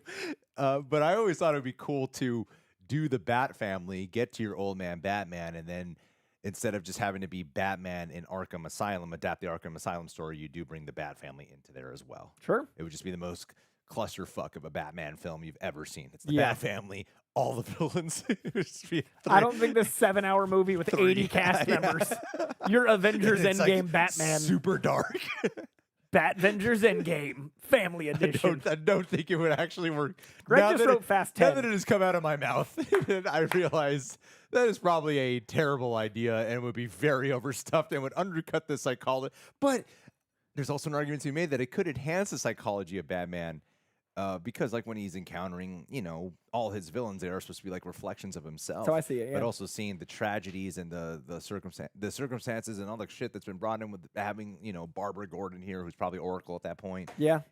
I think we're gonna see a well-established, already existing Bat families. We'll get that. I just don't think it'll be quite as many characters as that. I would start off with Bat Family Reunion and put Medea in there. Yeah. Medea. Nice little barbecue. Marcos Santos. I got a random question for you guys. There are movies that a lot of us here want to rewatch because we simply don't remember them. Yes. How do you guys feel about that? I would, because I like more than 10 years ago. I want to say I would just call it reaction, but I'm always like, people get like pissed off if I'm just like, as long as we don't call it a first time watch, I think it's fair. Like I didn't remember most of Interstellar. That's fair. And that was 15 years ago. Yeah. And I was honest in the opening. I was like, I saw this in theaters once. Yeah, because I did Crazy Rich Asians, and I love that movie, and I was like, I remember jack about this. And like I think there's a window of time where like you can't remember enough. Like, I think we're just jamming our. There's like over 1,000 movies a year and like more shows a year, so it's really impossible to. I think our brains they work like a computer's gigabyte there's storage. Only so much storage. You gotta like delete shit from your computer in order to make room for other stuff. So yeah. Marco Santos, my spelling was off. Glad to know you all right. Yeah, see, it was your fault. I couldn't. That's why he can't read. Yeah, it's your fault. Hayden Center, praying for all of you all, and everyone in California. Jason Thank says, you. "Don't mind rewatches. I also love when you mix it up and there's one person seen it, the other hasn't. So me and John watching Lethal Weapon. Yeah, confirmed. Next Christmas. But then there's sometimes I've never done a video reaction or whatever you would call it. I guess it would just be like a commentary track. Like there's someone here who hasn't really seen Remember the Titans. Okay. I haven't seen Remember the Titans like 15 years, but I weirdly remember enough key moments, well enough, to be like, yeah, I want to see that scene again. I just missed that movie. Yeah. Like I would like to. One of them would be like to watch a movie on camera that you love. That I love. Yeah. But we also, I pitched you The Matrix for us because we're both like, it's our favorite. Yeah. And I think it'd be fun to have like a discussion after watching it. Like watch it, react to it, but have that more Mystery Science 3000. Like they're not doing purely new stuff. Yeah. Like we could have a conversation about the philosophy and the experience. And I think that'd be interesting. Because I've seen that in the last 5 years, but it's also a different experience when you're sharing it with someone that also has reverence for the concepts in it. That's true. That's a good point. And I don't remember the fourth one because I had COVID. Oh, yeah. I'd love to watch the best one. Everyone loves 4. Dante Cerrecchia. DK Batman actually looks more like Alan Ritchson. He's bulky boy, but I don't know if they're going to go that way. I love Alan Ritchson as Reacher. I am wondering what his emotional acting range is like, though. Yeah, Batman's not an easy character. Did you read Danny Unchained? I'm sorry. Nope. Thank you. Danny Unchained.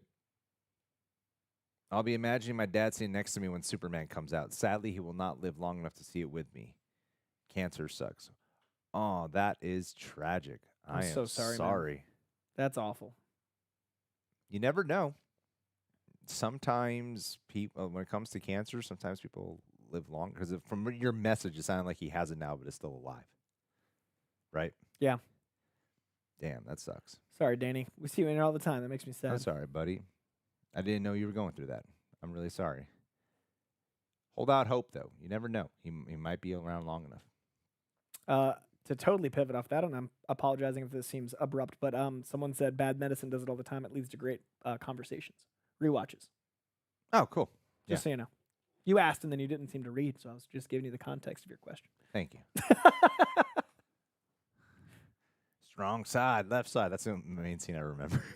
Remember the side. Dude, sitting down with the dude that plays the main like jock guy, I forget. He's like a Sons of Anarchy guy now. Oh and yeah. Sitting down with him to interview him was so intense because he's such a biker intense dude. But like in my head, he's like a sweet football player. Yeah. But like outside, he's like, I'm a murderer. But he's actually a sweet guy. Like he's a huggable, lovable guy. But he looks so intense in his growly Thor voice.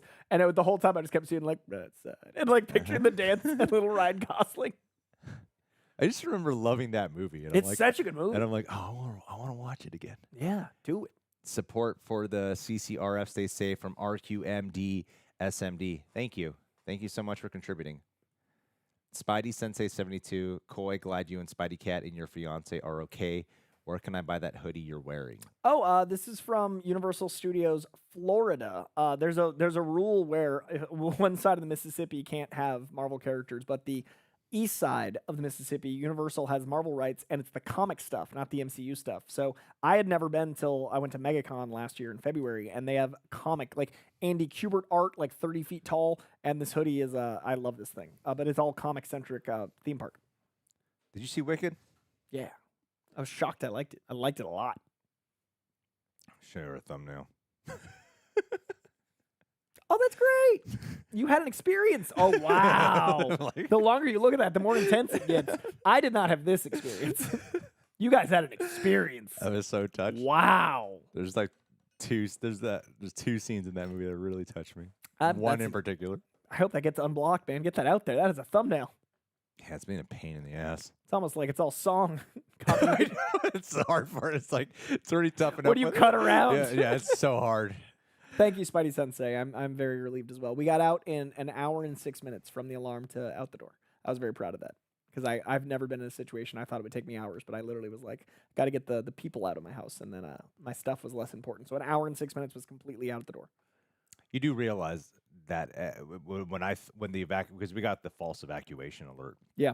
But with the time period, I was like, okay, we got to do this. You do realize most stuff is just kind of replaceable at the end of the day. Yeah, I thought of sentimental stuff. I thought of my comics, which are not replaceable, and then sentimental stuff, and then You can buy you can replace comics. the ones from the 60s in this condition I have. You can't replace the original. But I have first printings of comics from the 60s. Okay. Yeah, I'd be willing to let all that go for me. I wasn't. I know you weren't. Yeah, but I don't have anything like that I can. I also remember where I bought each of them as a kid. I remember where I got the new ones. Like they're sentimentally vital. Totally. But for me, those were Yeah, no, absolutely. obviously Fiance Cat first, but then the comics was I cannot find this my comic of this again because this is mine. Yeah, mine was wife, cats, and then we thought laptops and SD cards just to preserve whatever we had. Yeah, I grabbed a laptop. Yeah. Yeah, it's scary. It's so crazy to think about. Stab. What time is it? Because I know you have another appointment. Okay, guys. I know we raised a good amount. I'm gonna incredible. personally. I mean, every month I contribute to charity, and so I'll just contribute what I'm going to contribute to this fund as well. We raised a good amount. I don't know the exact amount right now. I'll post something on the community page when I have the final total. And but I'm going to have to disable the super chats now so that I can make sure we read all of them because Koi does have another appointment after this. Here. Oh, it's here? Aren't you doing the you're filming something? I think it's tomorrow. I have 2 things tomorrow. No, it's on this calendar today, isn't it? Is it? This is news to me.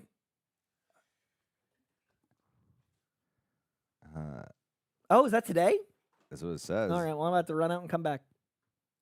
Oh, yeah, wait, this is confusing. Yeah, John, do you mind hitting up our scheduler? I thought it was tomorrow, truly. Because, yeah, there's this one, and then I thought we were doing One tomorrow. Boys in the Hood. Yeah, Koi and I are going to watch Boys in the Hood. which we've never seen. First time reaction. And I've never seen it. I don't know. Yeah. I'm trying to build up to doing Don't Be a Menace to South Central. I'm so excited for that. Because So excited I've for never that. seen that, but I was I've never seen that either. So what I did was I looked up, what is that movie spoof? What are the main ones? Oh, smart. So we're going to watch, we're aiming for Menace to Society, Don't Be, Boys in the Hood, Poetic Justice for the main ones. And then We got a journey ahead of us. then we're going to watch the ultimate spoof. I've only seen 10 minutes of Poetic Justice, and it's incredible. So I'm excited for this journey. I've seen literally 10 minutes, and I was like, oh, I need to watch Tupac's in one. that, right? Yeah, dude. Okay, yeah. Such a big Tupac fan. Oh, it's going to be fun. I'm excited. But yeah, I thought I had 2 tomorrow and none today, and I've got to just do some voiceover, but I can do that and come back. Yeah, can you just confirm with Tara what it is and let her know I'm just streaming? Thank you. True Grit, yeah, that'd be cool. Mike Joyce, what about Josh Brolin for Mr. I don't know who that is.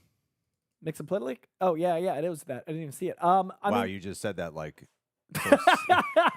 like that's a word. Look at that word right there, clear as day. I personally see like an Alan Tudyk, more comedic type than Josh Brolin. I think his grit and sincerity is fun to play as like a cheeky, self-aware, but I think Mr. Mixoplitlic being a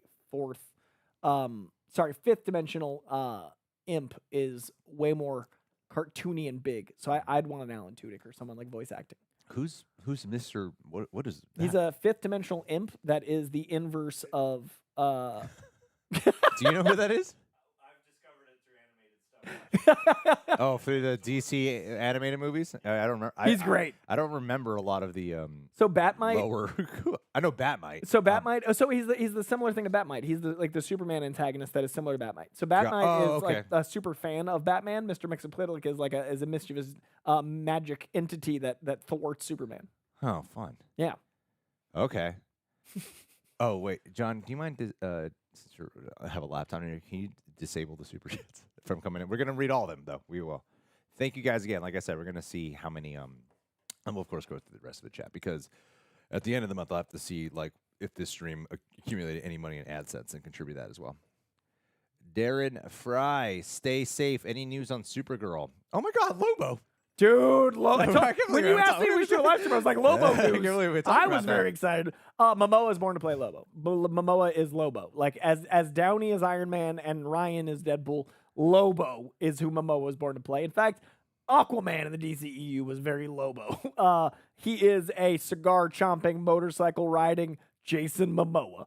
And he predates Deadpool in that sardonic, self-aware, like kind of comic character. He's stronger than Superman. He is the last of his race of Zarnians, and he killed a lot of the other Zarnians in a lot of continuity. He's fought Santa Claus and won. Guys, Lobo and won. Just in case you thought Santa won. I love Lobo. I'm so excited for this dude. I went down a very big Bastiche. I went down a really big reflection rabbit hole about Jason Momoa as Aquaman because you know when people say, "Oh, how come you can replace William Hurt, but Chadwick Boseman we couldn't do?" And you're like, "Oh, come on, guys. There's a lot of different context surrounding and impact of the character. There's so many different things, right?" And it got me thinking about Aquaman for some reason because I heard about Lobo, right? And I was thinking how. When Jason Momoa played Aquaman, no one was like, "This isn't Aquaman from the comics. This is nothing like him." Because it was just like that's Aquaman. It's like Zack Snyder got so much shit for like what he did with like Batman and Superman, and like there's so much more like cultural, historical things to factor in with those characters. But when you take a Zack Snyder and you apply him to Aquaman, because there was that video going around when Jason Momoa was saying when he got Aquaman, he was like, "What?" he thought it was like the weird. It seemed like he was just so like put off by this idea, and with the combination of his personality, his background, and Zack Snyder's ability to reinvent a character, I'm like, I don't feel like that duo of Zack Snyder and Jason Momoa gets enough credit because. They completely did a vastly different take on who and it made $1 billion. Arthur Curry is. It made $1 billion. People loved it in a lot of ways. Momoa has become kind of like, even though he's becoming a different character, he's become like the definitive Aquaman. Yeah, and it's not the character. And so much, and that was a massive decision based off of what Zack Snyder wanted to do. That same kind of decision making that pissed people off with other characters that he's done is the same thing he applied with Aquaman, and it was really panned out very well. Yeah. And no one was upset that this is nothing like the Aquaman from the comics. It's nothing like him. No, I totally agree. I'm very excited. And but I am excited. But for him he to is play Lobo. He is Lobo, though. 1,000% is Lobo, and I'm very excited for him to do that. He's talked extensively about. It's his favorite comic. He collects Lobo comics. And we all knew when he had that social media where video he was celebrating still being at DC. I'm like, oh, you mean Lobo? Before Aquaman came out, you're like, oh, you know he's Lobo. Yeah, and it's perfect. I'm not mad at it at all. And he's gonna be in makeup for the people who are like, oh, he's playing two characters. You won't recognize him. It's gonna be great. Yeah, very excited. Very, very excited. Oh yeah, we're doing a Real Rejects Clips channel, so there's things to clip out from here. Yeah, hey! you should remember that, right? Lobo. There's stuff here. I'm like, oh shit, should be making notes. Dara Cosby, so glad y'all are safe. Cynthia Erivo as Storm. She has been championing for that, right? That's what she's been wanting to do. She's so small. Like she's a petite little lady, and to me, Storm is like a goddess, like a statuesque large. Like just I see Storm as like DeWanda Weiss is so physically commanding. Angela Bassett in the '90s would have been like Storm for me. Oh my God, yeah. Like that's the best casting. Wow. Ever. Like she is Storm. I feel like she could still pull it off. Oh, I would love that. I just don't know if they want. Yeah, she's Black also Panther's integral mom. to Yeah. Oh, damn. that whole Oscar snub. But in the '90s, Angela Bassett is Storm. So yeah, she would be fucking perfect, right? man. Oh my God, like, yeah. she's one of the best time travel castings I've ever thought of. And I'm not saying I invented it. I'm just saying like if I would do a thing. But for me, Cynthia Erivo would be a perfectly great X-Men. She's just not Storm to me. I think DeWanda Weiss. I think Jodie Turner-Smith. I want that kind of like statuesque presence. I loved Cynthia Erivo's performance. I think she was absolutely incredible. Nothing against her. I just don't personally see her as Storm. Yeah. All right, we're gonna read the last of the Streamlabs. We're gonna go back to the last of the super chats. No. We're gonna do your super chat. Don't worry. Don't you fret. Let me just highlight your name here for safety. We won't. We won't forget. Here we go. RQMDSMD, who is also in our super chat, says support for CCRF. Stay safe, everyone. Thank you very much. Parasensory. I've been meaning to leave a thank you to you guys. Lost my mom last year, and the same week Coy was promoting Fan Expo, mentioning Ewan McGregor would be there. Oh, what? Wow. The week of Mom's memorial ended with a lifelong dream of meeting my favorite actor. Oh, wow. Much love. I think that's such an impactful message. I think what a bittersweet week that was. Yeah, I think I honestly like celebrity is often maligned, and some of it deservedly so. But I think there is something really beautiful about the impact someone can have on you and meeting them, and that like resonating to such a level that you've got somehow anything positive in that awful week. And that's I think the public person thing is so weird to me in so many ways because no one's better than anyone else. Some people aren't good people, but no one's like by their nature better than anyone else. And so I've always liked that when I meet someone I respect and admire, I can feel that sense of like, oh my goodness. Like when I interviewed Jake Gyllenhaal, I had 25 years worth of knowing Jake Gyllenhaal and he was meeting me. So, you meet me from his perspective, it's nice. This is a nice guy that does interviews. But in my head, I got to be like, this person's affected 25 years of my life. I think it's cool we have people that, mean that much to us. It can go awry, and not everyone is worthy of that kind of, reverence. But this is really special that you have a, any sort of, tie-in that has seemingly a positive sensibility. And I'm really glad you got to meet him. And every experience I've had with Ewan McGregor has been a delight. So hopefully you had a really, really positive one as well. And actually, in honor of this, I will tell a story I didn't think I'd ever tell. Cool. Flying back from Fan Expo, I was seated like 5 rows back from Ewan and his wife. And it was really beautiful to see him as a dad and to see the incredible way that everyone let him be a dad. People would walk by. He's like in the front of the plane. I'm a few rows behind. I'd literally see people walk by and be like, oh, shit. And then just like keep walking and not bother him and let him be a dad. But there was a really wonderful moment where his kid was running up and down the aisle and like Ewan McGregor is like playfully chasing his kid and like playing like while it was safe, and no one bothered Obi-Wan. Like no one made it weird. And I was like, what a really cool thing that these 400 people all collectively were like, let him be a dad. And it was flying back from Fan Expo. And I remember thinking like, this is really special that Mary Elizabeth Winstead, a fantastic actress and very famous person who's married to a very famous man, got to be parents and take care of their kid on this flight, and everyone let them be. And it made me really appreciate that whole community and like that whole Fan Expo experience. And I just got to be the guy 5 rows back. Like, look at those parents that happen to be people I respect and admire. And it was really cool. Amazing to hear. Amazing. Thanks for sharing that. Charlie T says, thanks for all you do. Stay safe. Much love and respect. With a question mark. Much love and respect. Do we respect you? Much love. But respect maybe a bit much. Interesting. Loxley, thank you for contributing. Loxley, because that goes to PayPal, the Streamlabs. So I need to figure out the percentage too of like whatever. I'll just make up the difference. Loxley, hey boys, glad you're safe. Would you all be interested in reacting to, oh, let me fix this, secret level short stories? Maybe. I'll look it up.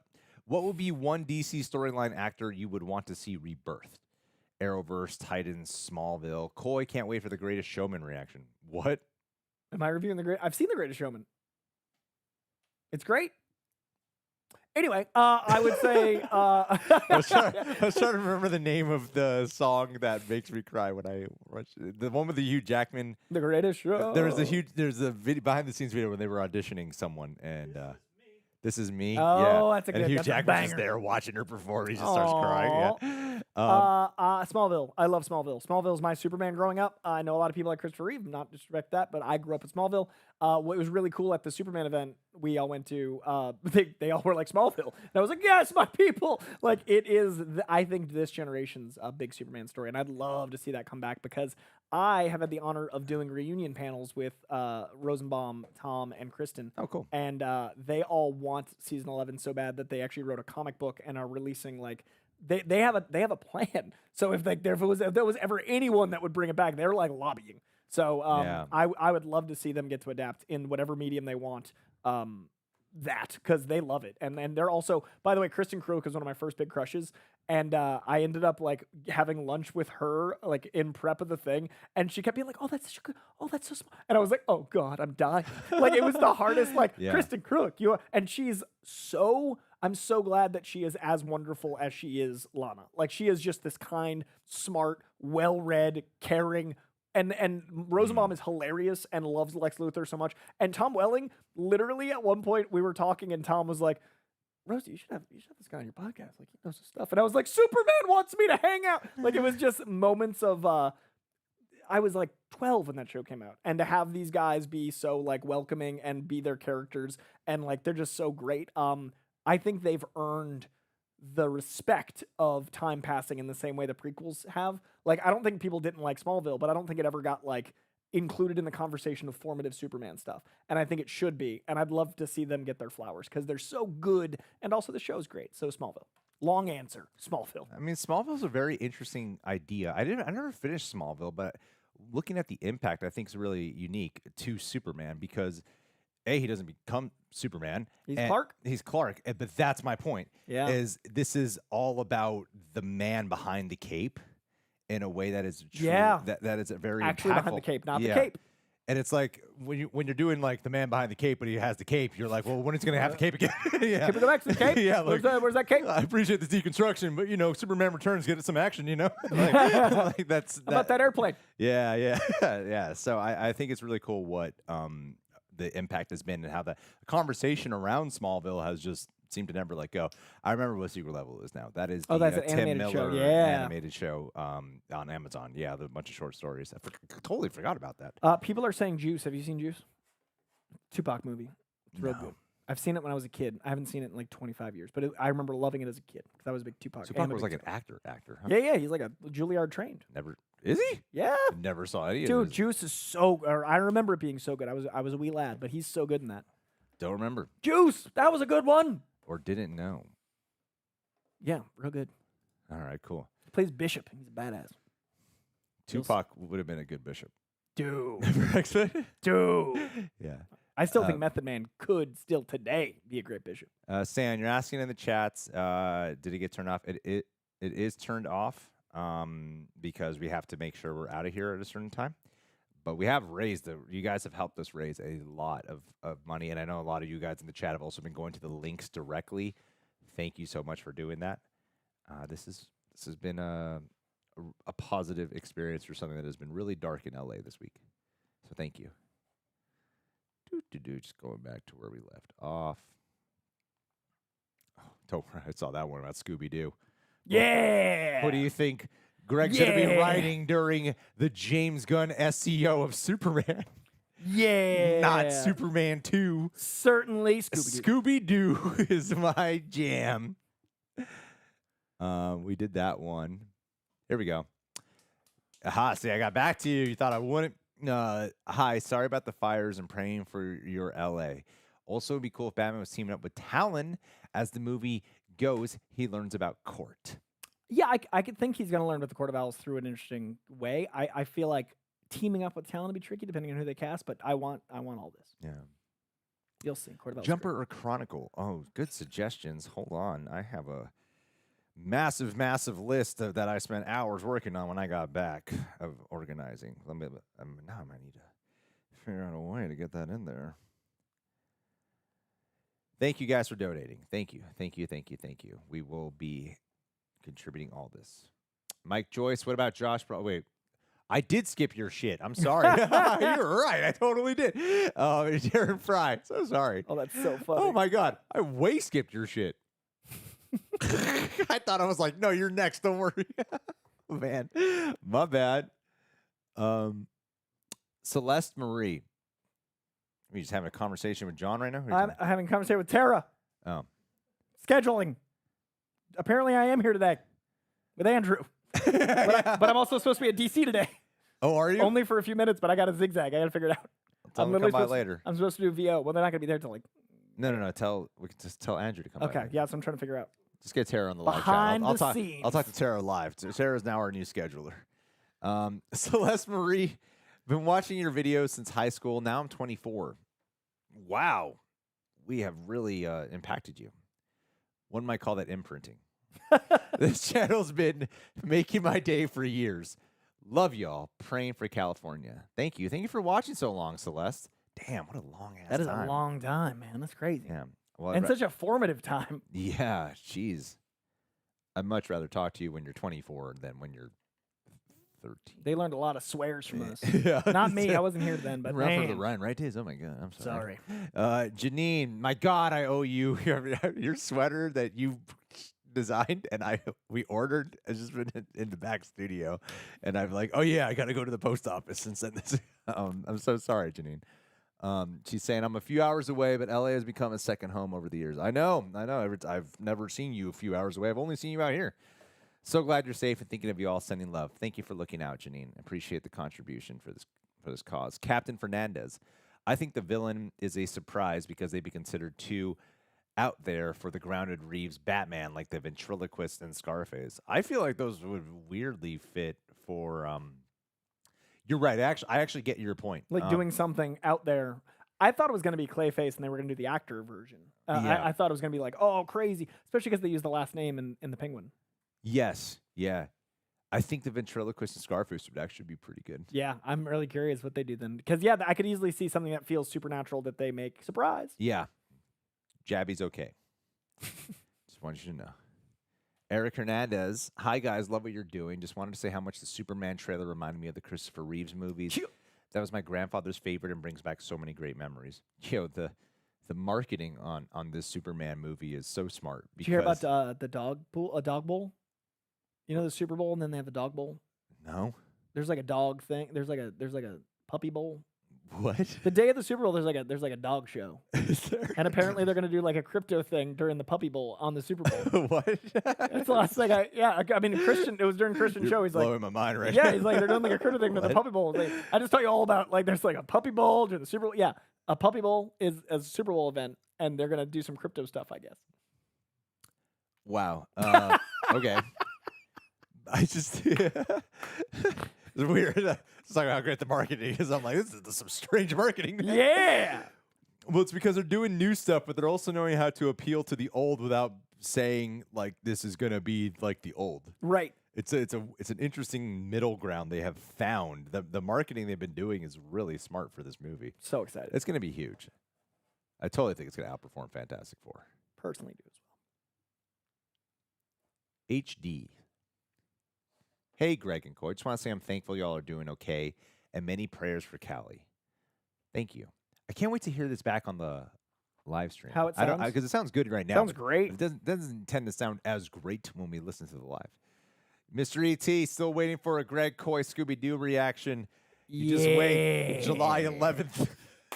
Scooby-Doo reaction coming your way. I think the weeks leading up, we do Superman 2, we do Scooby-Doo 1, we do Scooby-Doo 2, we do some animated Scooby-Doo, we do some stuff James Gunn didn't even work on with Scooby-Doo. Dude, those movies are great. I love the Scooby-Doo. Jay, glad you guys are safe. We're glad we're safe, too. We are fortunate. Yeah. A lot of us out here are very fortunate. It's easy to take it for granted because so much of it is so close by. Mm-hmm. I mean, it's like in our skies and our air for sure, like the air quality. Yeah, driving here it looks dubious. Normally, I like to have the door open, but we Not can't have it here. today. Big Busta. I don't truly think this will be the villain of the Batman Part 2, but I could see Prometheus fitting in with the story he is telling. I think that's a little out there for the Matt Reeves universe, but I hear you. I hear how you see it fitting in. I do think narratively it could, but I think it's a little too out there for Matt Reeves. Mm-hmm. Mikhail, hey buddy, one of our longest patrons ever. Oh, you know we're going to do Sonic 3. Hi, Greg. Hope you all are safe from the fires. We are. Thank you. Thank you for checking out. Whoa, the Jen abides. Hey, Jen. Oh, man. You know what, Jen? I think we're going to do WonderCon this year, and you better be there with snacks for us. I was just going to ask you about that. WonderCon. I'd like to do it. I think we can. It'd be cool to, like, get the whole crew there this time. Yeah, like 10 of us. Or like 9 of us. How many are we? Yeah, but have, like, half the crowd from last year. Yeah, no, I think I think I could reach out like within like the next couple days if you want to do it. Yeah, I was supposed to hit up the man. Yeah, you made him sound like a Johnny Cash villain. The man who comes around. Yeah, okay. Because I was gonna ask you today because we need to know by Monday. I think. Yeah, I think that'd be fun if we could get everyone in there too. Like I'd love that giant panel. Yeah. And then Jen could feed us. And then Jen would be like, Jen, you're gonna cook for us. Yeah. Bring your grill. But also, and your guys, air fryer. We want to fill that room, so show up. If you're close to LA, come on out. Yeah. Are you gonna be able to go to the Alien thing now? That's during filming. 29th? They moved it to the 29th. Oh, then yes. Yeah. Cool. I guess Jaden hit you up.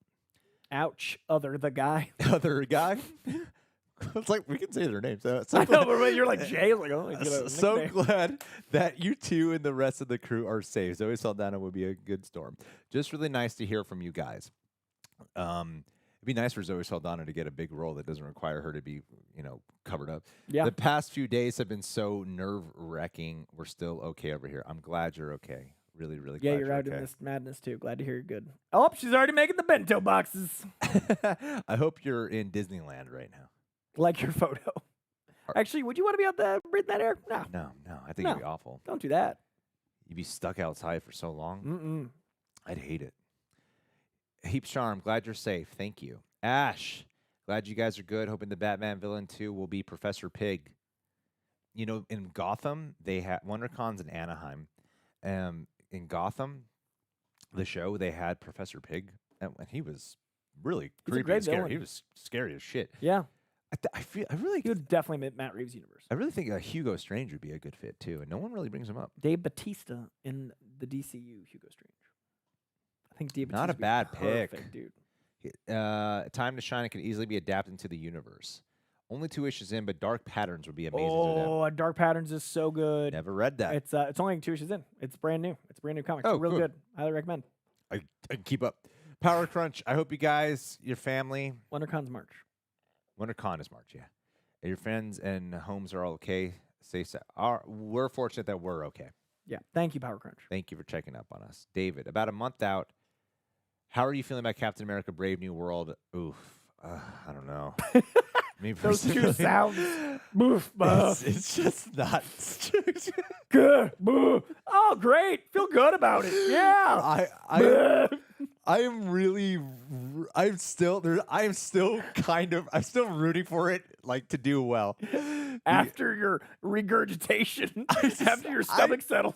I am losing faith it's going to be a good movie because I wasn't aware of just how harsh the reshoots were. They were like full movie. Exactly. I thought that was a good thing. I thought like, oh, they're trying to make sure that everything post Deadpool is on the path of their reinvention. And then I'm like, maybe not. Like, I was telling John yesterday, I'm like, apparently there was a whole new villain. They had a villain and then just completely cut them out and put a new villain And the in. Serpent Society was like a group that was apparently that are gone. I don't know, man. Yeah, and the way the test screening, like the response, apparently is not just some like clickbait shit. Like it's not been good. Yeah, and I'm hopeful because I care, but man. But then I'm also looking at sometimes a way. Not that trailer reactions are the end all be all, but they're one of the many metrics you can do. I love Harrison Ford though. I just binge watch interviews of him all anything the time. Harrison Ford. I love Harrison Ford. I just got shrinking is so important. Love Harrison Ford. But the what were we just talking about? Oh, Trailers? the trailer reactions. They never really did that. They weren't like huge. Yeah. But that's not the end all be all. But I've noticed the ones is that are ametric. huge. Yeah, it's one It's of them. ametric. I don't know. It's also out in a month, dude. Does it feel like there's a Marvel movie out in a month? I don't feel like anyone really Does cares. it feel like in 4 weeks we get an MCU film? Does it a Captain America MCU movie? No, it doesn't. It's not. I don't feel like it's panning out. I'm not just like responding to what I see on Twitter. It's just like the general vibe around it. I'm hoping that at the end of the day, thank you, Aurelia Frost. Like, I'm hoping at the end of the day, people walk out saying like, Harrison Ford's good, Anthony Mackie's good. Yeah, that's what I mainly just care about them saying. Primarily Anthony Mackie, because he's got a lot to prove for himself. And even though I thought he was really great in Falcon and Winter Soldier, this is his first time leading a movie, and I would hate to see it tank. Yeah, same. It just seems like it's headed down that path. And then Thunderbolts a couple months later. And also, it's weird that Daredevil hasn't really been talked about, considering it's out in a month and a half. Like, Daredevil had a huge surge of conversation 6 months ago, and now that it's almost out, like, we haven't had an official trailer release. Well, I'm wondering if Marvel, not only in their releasing, that they're spacing out and rethinking. I'm wondering if either they've grown conscientious as well about how the marketing has a lot to do with the optics of overwhelming audiences. I'm not worried about Daredevil like I am Captain America. I just think it's interesting that we're so close to so many things, and it seems quiet. Yeah, that's what I mean. It's like, very quiet. It's not like Daredevil's quiet for the sake of Cap. Yeah. It's just quiet. I know exactly what you mean, dude. It's an odd moment. It's an odd moment in time. Just saying. We're hopeful, though. It's crazy that we had a Captain America, Thunderbolts, and a Fantastic Four from the Marvel Cinematic Universe this year, as well as Daredevil and a bunch of other shows in the year of Superman. It feels very much like the year of Superman, not like the year of Fantastic Four, Thunderbolts, Captain America. You know what I mean? Like, it doesn't feel like that. And that's what, maybe that'll change. Maybe we'll ramp up. But right now, I'm just, like, really stoked for Superman. Well, actually, go for it. That sounds fun. Yeah, draw us like your French girls. I hope you guys are staying safe during the fires. I know it's mostly up around Malibu, but fires can spread so fast. I genuinely hope the new Superman will be good. But if it's not, my faith in DC live action will be over. Yeah, so much rides on this. Thank you for the concern. We are kind of, keeping an eye on every fire situation. The big ones are a bit distant, but it's getting out here breath-wise. But appreciate it. And I'm thinking Superman is like the biggest stakes of a movie of all time. Power crunch. Personally, I feel a comic book movie should go by James Bond rules and recast whenever an actor's contract is up or they pass. It worked with Norton and Ruffalo. I think the shared universe makes that impossible. Like, it's just a confusing thing for you're not the one, blah blah blah, and like they had to make like acknowledgments to Don Cheadle and like there's little things, but I think it'd get confusing if too many actors change in a shared universe that's multiversal. I think that's the throw. You always got to pay attention to the caliber of impact that the actors had on the role as well. Yes, totally agree. Like we had Eric Bana in Hulk a few years before, and also Norton's Hulk movie was not a big hit. It wasn't. Yeah. In fact, I think it was considered like unsuccessful box office wise, which is crazy. It's not that. I could be wrong. Sure, but it's like after Iron Man, especially. Yeah, comparatively is the problem. They definitely had the space to recast. Yeah. Mustafa Jav, Batman 2 idea. Mr. Freeze is physically scared serial killer that uses liquid nitrogen. Oh, like a Javier Bardem. My mind immediately went to like Javier Bardem and Flip. No Country for Old Men, but with the liquid nitrogen thing. Yeah. Thoughts? Any villains reinterpretations you want to see? What I just pitched you. Javier Bardem as Mr. Freeze and Matt Reeves. I see Mr. Freeze in that universe as a lover, as like a someone who loves Nora that's a scientist that is just desperate. Like I want Ryan Gosling Mr. Freeze. I want like a Nicholas Sparksy Ryan Gosling story. Interesting. And that way you're invested in Victor Freeze, the scientist that loves his wife, and then when Batman's punching the shit out of him, you're like, Bat, what are you doing? And then like he does unthinkable things and you're like, I'm conflicted because I love you, Ryan Gosling. I think we just go full circle and we make it Sylvester Stallone. Yeah, Dread from Arnold to Sylvester. The rivalry resumes. Yeah, but yeah, I picture like more of that. Like I want to care about Victor. Charlie, sending much love and respect out there. Thanks for all you do. Thank you, Charlie, for looking out. Joseph Butts, he has seen Nosferatu. I have not. It's so good. Top 10 of the year for me. I loved it. People really like that it's movie. Real horny, which we don't get enough of. Oh, really? Baby Girl and Nosferatu, real horny. I saw them back to back. Animal deaths. Not on screen. Okay. Bounty. Howdy. Love the content. Processing. We'll see. They are. Jabby and Achara are safe. Just wondering, have either of you played Marvel Rivals? And if so, do we have mains? Stay safe, boys. I have not played Marvel Rivals, but live streams here seem to be a big promotion for Marvel Rivals. Here we are. There's Promote always Marvel someone Rivals. who always brings up Marvel Rivals every single time. Don't have time for many games. I wish I did, but I'm glad people love it. Curly boys for charity. Love you all. Thank you. Thank you for contributing. So happy and relieved from Michelle. Says to hear the Reject family is safe. Sending lots of love to all you guys. Thank you so much for looking out. Bad Medicine, amazing reaction channel. Sorry for going through this a little bit quicker than usual, guys. I gotta make sure Coy gets to his big DC meeting. And then back for Yeah. a thing I didn't realize was today. And we'll see what speed rounds we can get in. Hello, gents. Just a little contribution from us. Glad to see you all are safe. Real Rejects and Bad Medicine in 2025. Yes, we are going to make that happen. I promise you. It's going to happen. One of their guys shouted me out on their Superman reaction. I got tagged and a bunch of people saying like, "Oh, they mentioned Coy for comic stuff." So thank you guys. I don't know you as much as Greg does, and I found your channel and I really dig what you're putting out. So thank you. They are men. Yeah, I like reactors that lift. Yeah. We watch, we react, we lift. We live to react. Yeah. Jamco, late ask about Brave New World. In the trailer, they show a military funeral a few times. I believe that's Steve Rogers. Who else could it be? The president of the one that was in Secret Invasion. Yeah, that is how Harrison Ford becomes president. Dermot Mulroney? Yeah. Yeah, I think so. I think you're right. But I can see where you're coming from, but I think it's the president. Doesn't that make the most logical sense? That's why Harrison Ford's here. Yeah, as president. Yeah. God, so much has happened in Marvel. It's only 15 years. I had to really go through my mind and be like, what? I didn't even think of that. I would have been like, yeah, maybe. My brain is so full of there's so much. Wow. Comics. Deadshot. Hey, glad you guys are all safe. No, I'm letting you know right now. If Roxy goes to the theaters and watches Final Destination 6, she will be the first person I fire here. She is fired. Did she watch 1 through 5 here? Yeah, she watched it with me here. Yeah. Oh God, no. She is. You're fired. Her ass is fired. That's so funny. Can't watch 1 through 5. Have the lead producer commenting on our most of our reaction videos, and then go. Yeah, I'm just gonna watch in the theater. Oh, was it Adam Stein? I don't know. He's like the main producer. Of the old movies. The Final Destination. Oh, okay. Because the new director, Adam Stein, I did some Q&As for, and he's a great guy. The new Final Destination. Diamond Dave. That's who was looking out for you. Yeah, appreciate that. Erica Colin. Thank you for doing this, sending love and prayers. Thank you for contributing here. Funny little gal reacts. Hey, big old contribution. Thank you. She's a YouTuber, guys. She reacts. Showing off the page. Bad Medicine, I've showed your page off many a time. Look at that. Now she lifts to react too, like Bad Medicine. You're a weightlifter. You're a weightlifter. Funny little gal reacts and lifts. We got 1 million. We got 1.1. Yeah, look at that, killing it. You got analytics here.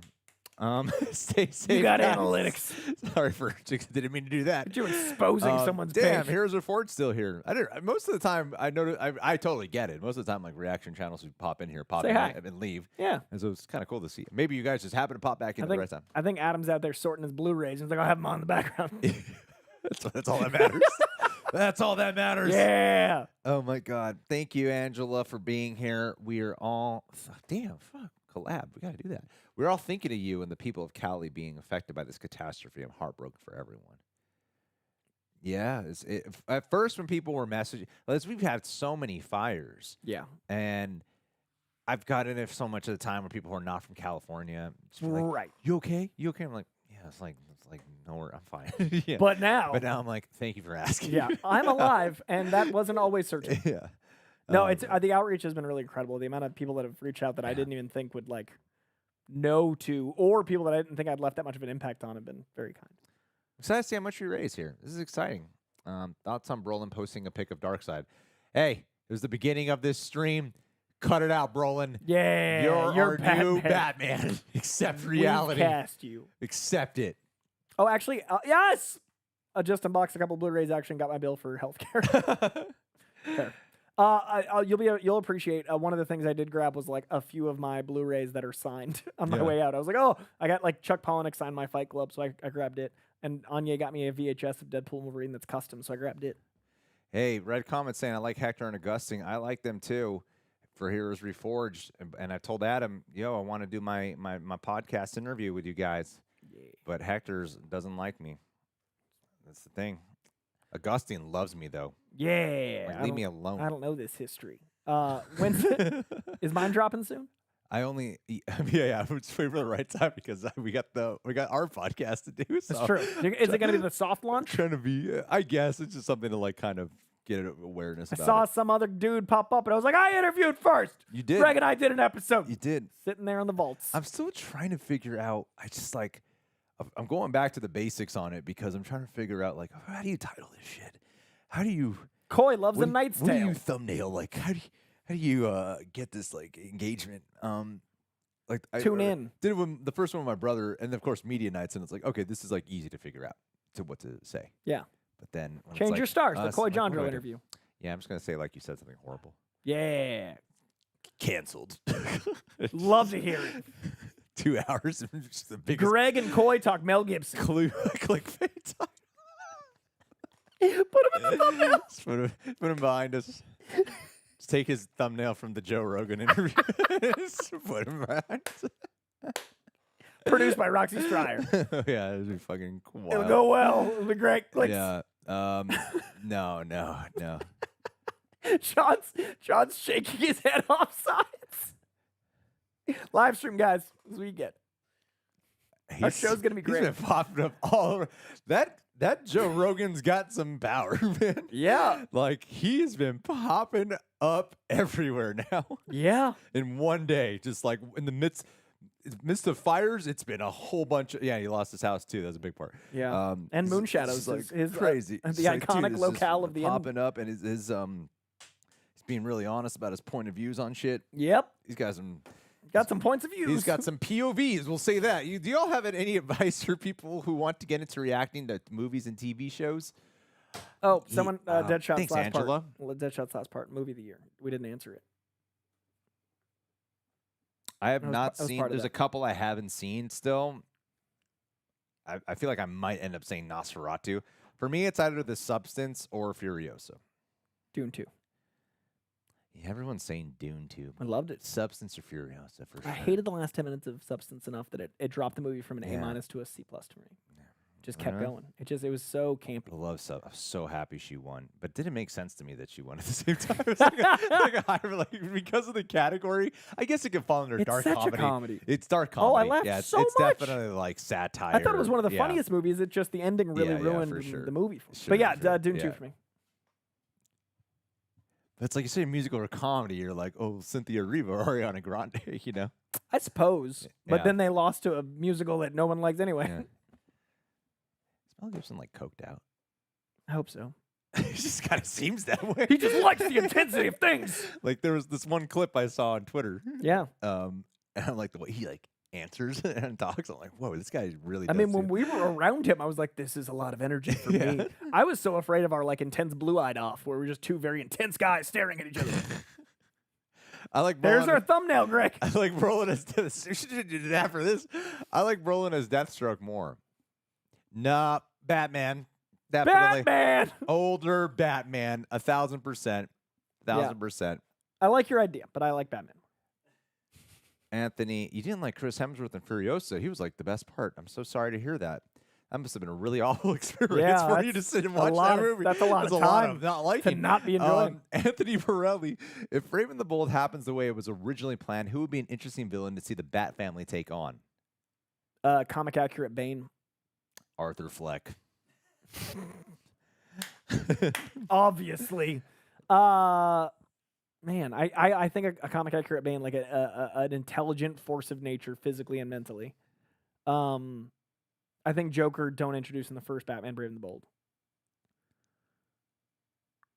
The Ra's al Phantasm. Ghul? Like a comic accurate Ra's al Ghul because the Damian Wayne connection? Phantasm's always dope. Josh Brolin could play Ra's Ra's al al Ghul Ghul real well. Yeah. And like him and Dune just training and stuff with the saber. He could actually play He's a got pretty the good mutton Ra's al chop. Ghul. Basically, we're just casting Josh Brolin as Batman, amazing. as Ra's al Ghul, as Deathstroke. We have the technology. He's just one of the coolest dudes. I love Josh Brolin. His book's great. He's got the voice and everything. He's got the ambiance. He's Most got anticipated. the weird blockhead. Superman. Oh, the jaw. Yeah. Superman's my most anticipated. The Accountant 2 is up there, though. He kind of looks like, you remember the old Mario games? Those blocks that would fall. Brolin. They look like Brolin. looks like a good-looking version of that. Handsome Mario block. Handsome Mario block Man. that falls. Stop hitting on Josh Brolin with your weird ways. If I interviewed Josh, I'd say, look, you know You what? kind of look like a Mario. You kind of look like those blocks I had to avoid getting killed by. If Thunderbolts okay, we answered that question.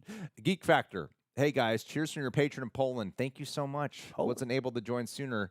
Did you give your thoughts on the Wolfman? The reactions are pretty good. You saw it. I did. I loved it. I like the Invisible Man quite a bit. I And haven't been think, using this shit. I'm sorry. I think the Wolfman is a great, in that vein of Invisible Man, a modernization.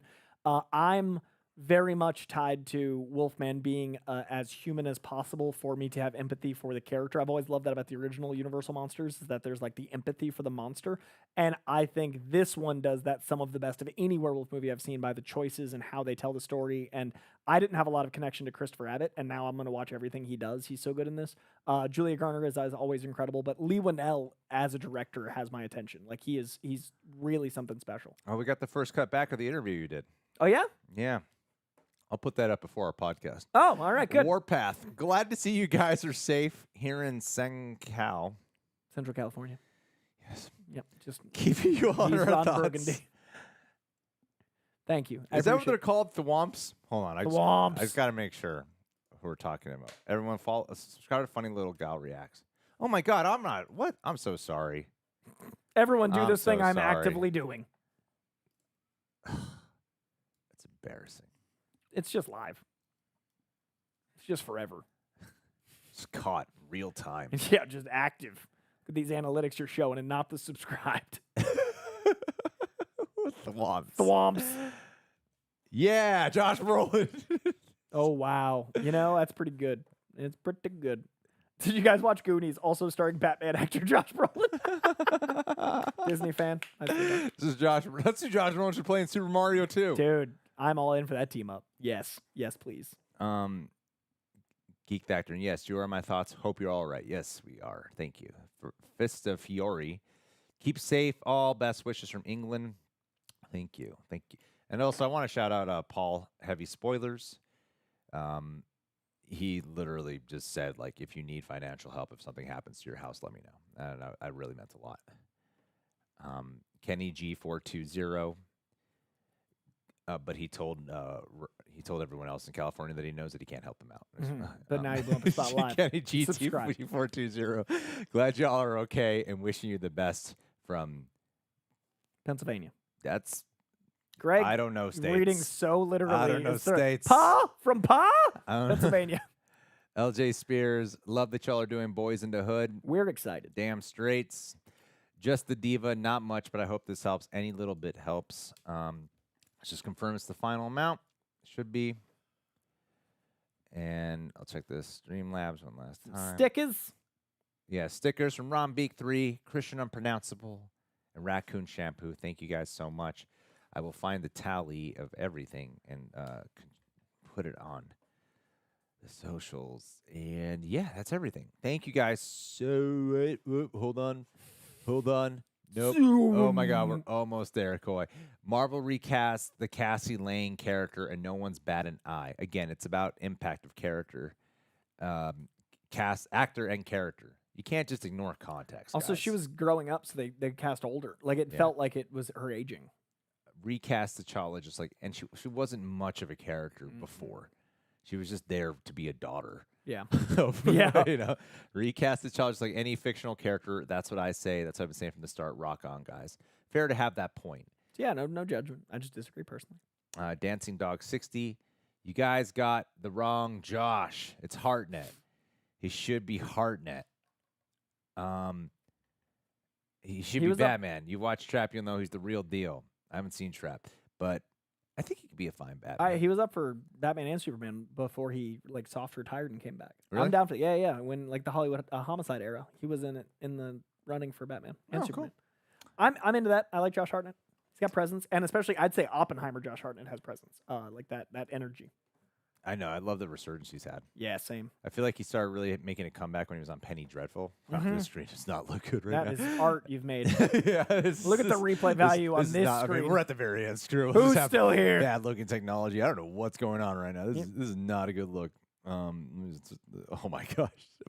What is that behind? Why is there like a duplicate of Is it a giant something zoomed in? Is it like a 300% something? Okay, whatever. I don't know. I gotta go to voiceover and come back here. Thank you guys so much for being part of this stream with us. Thank everyone who's here from beginning to end. Thank you for the big contributions. All going once again to the California Community Foundation Wildlife Recovery Fund. Thank you guys so much again. Coy, I did a big interview of Coy where you'll see a very different side of him. Plan is for that to go up next week. I've been postponing this forever. But I did it's interview. all done and everything. I interviewed Lee Winnell and Christopher Abbott for The Wolfman, which is coming up on this page, and they're nice, like actual full like 10-minute interviews. They're like got some weight to them, and it was a lot of fun. So I really like The Wolfman, and those interviews drop soon.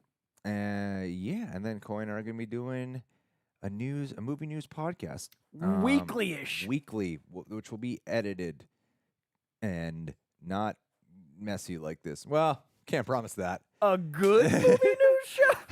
Coy really wants that to be the title. I'm still down for thrills and chills. I just love the idea of a question mark in a title. Like we're so not sure if it's good. I don't feel like any of it fits the vibe of what we want to do. I think maybe we find the name of the show while filming it. Okay. Like as we're filming, which will be great for SEO. Yeah. You're gonna love it this. later. Yeah. What's the title? Nah.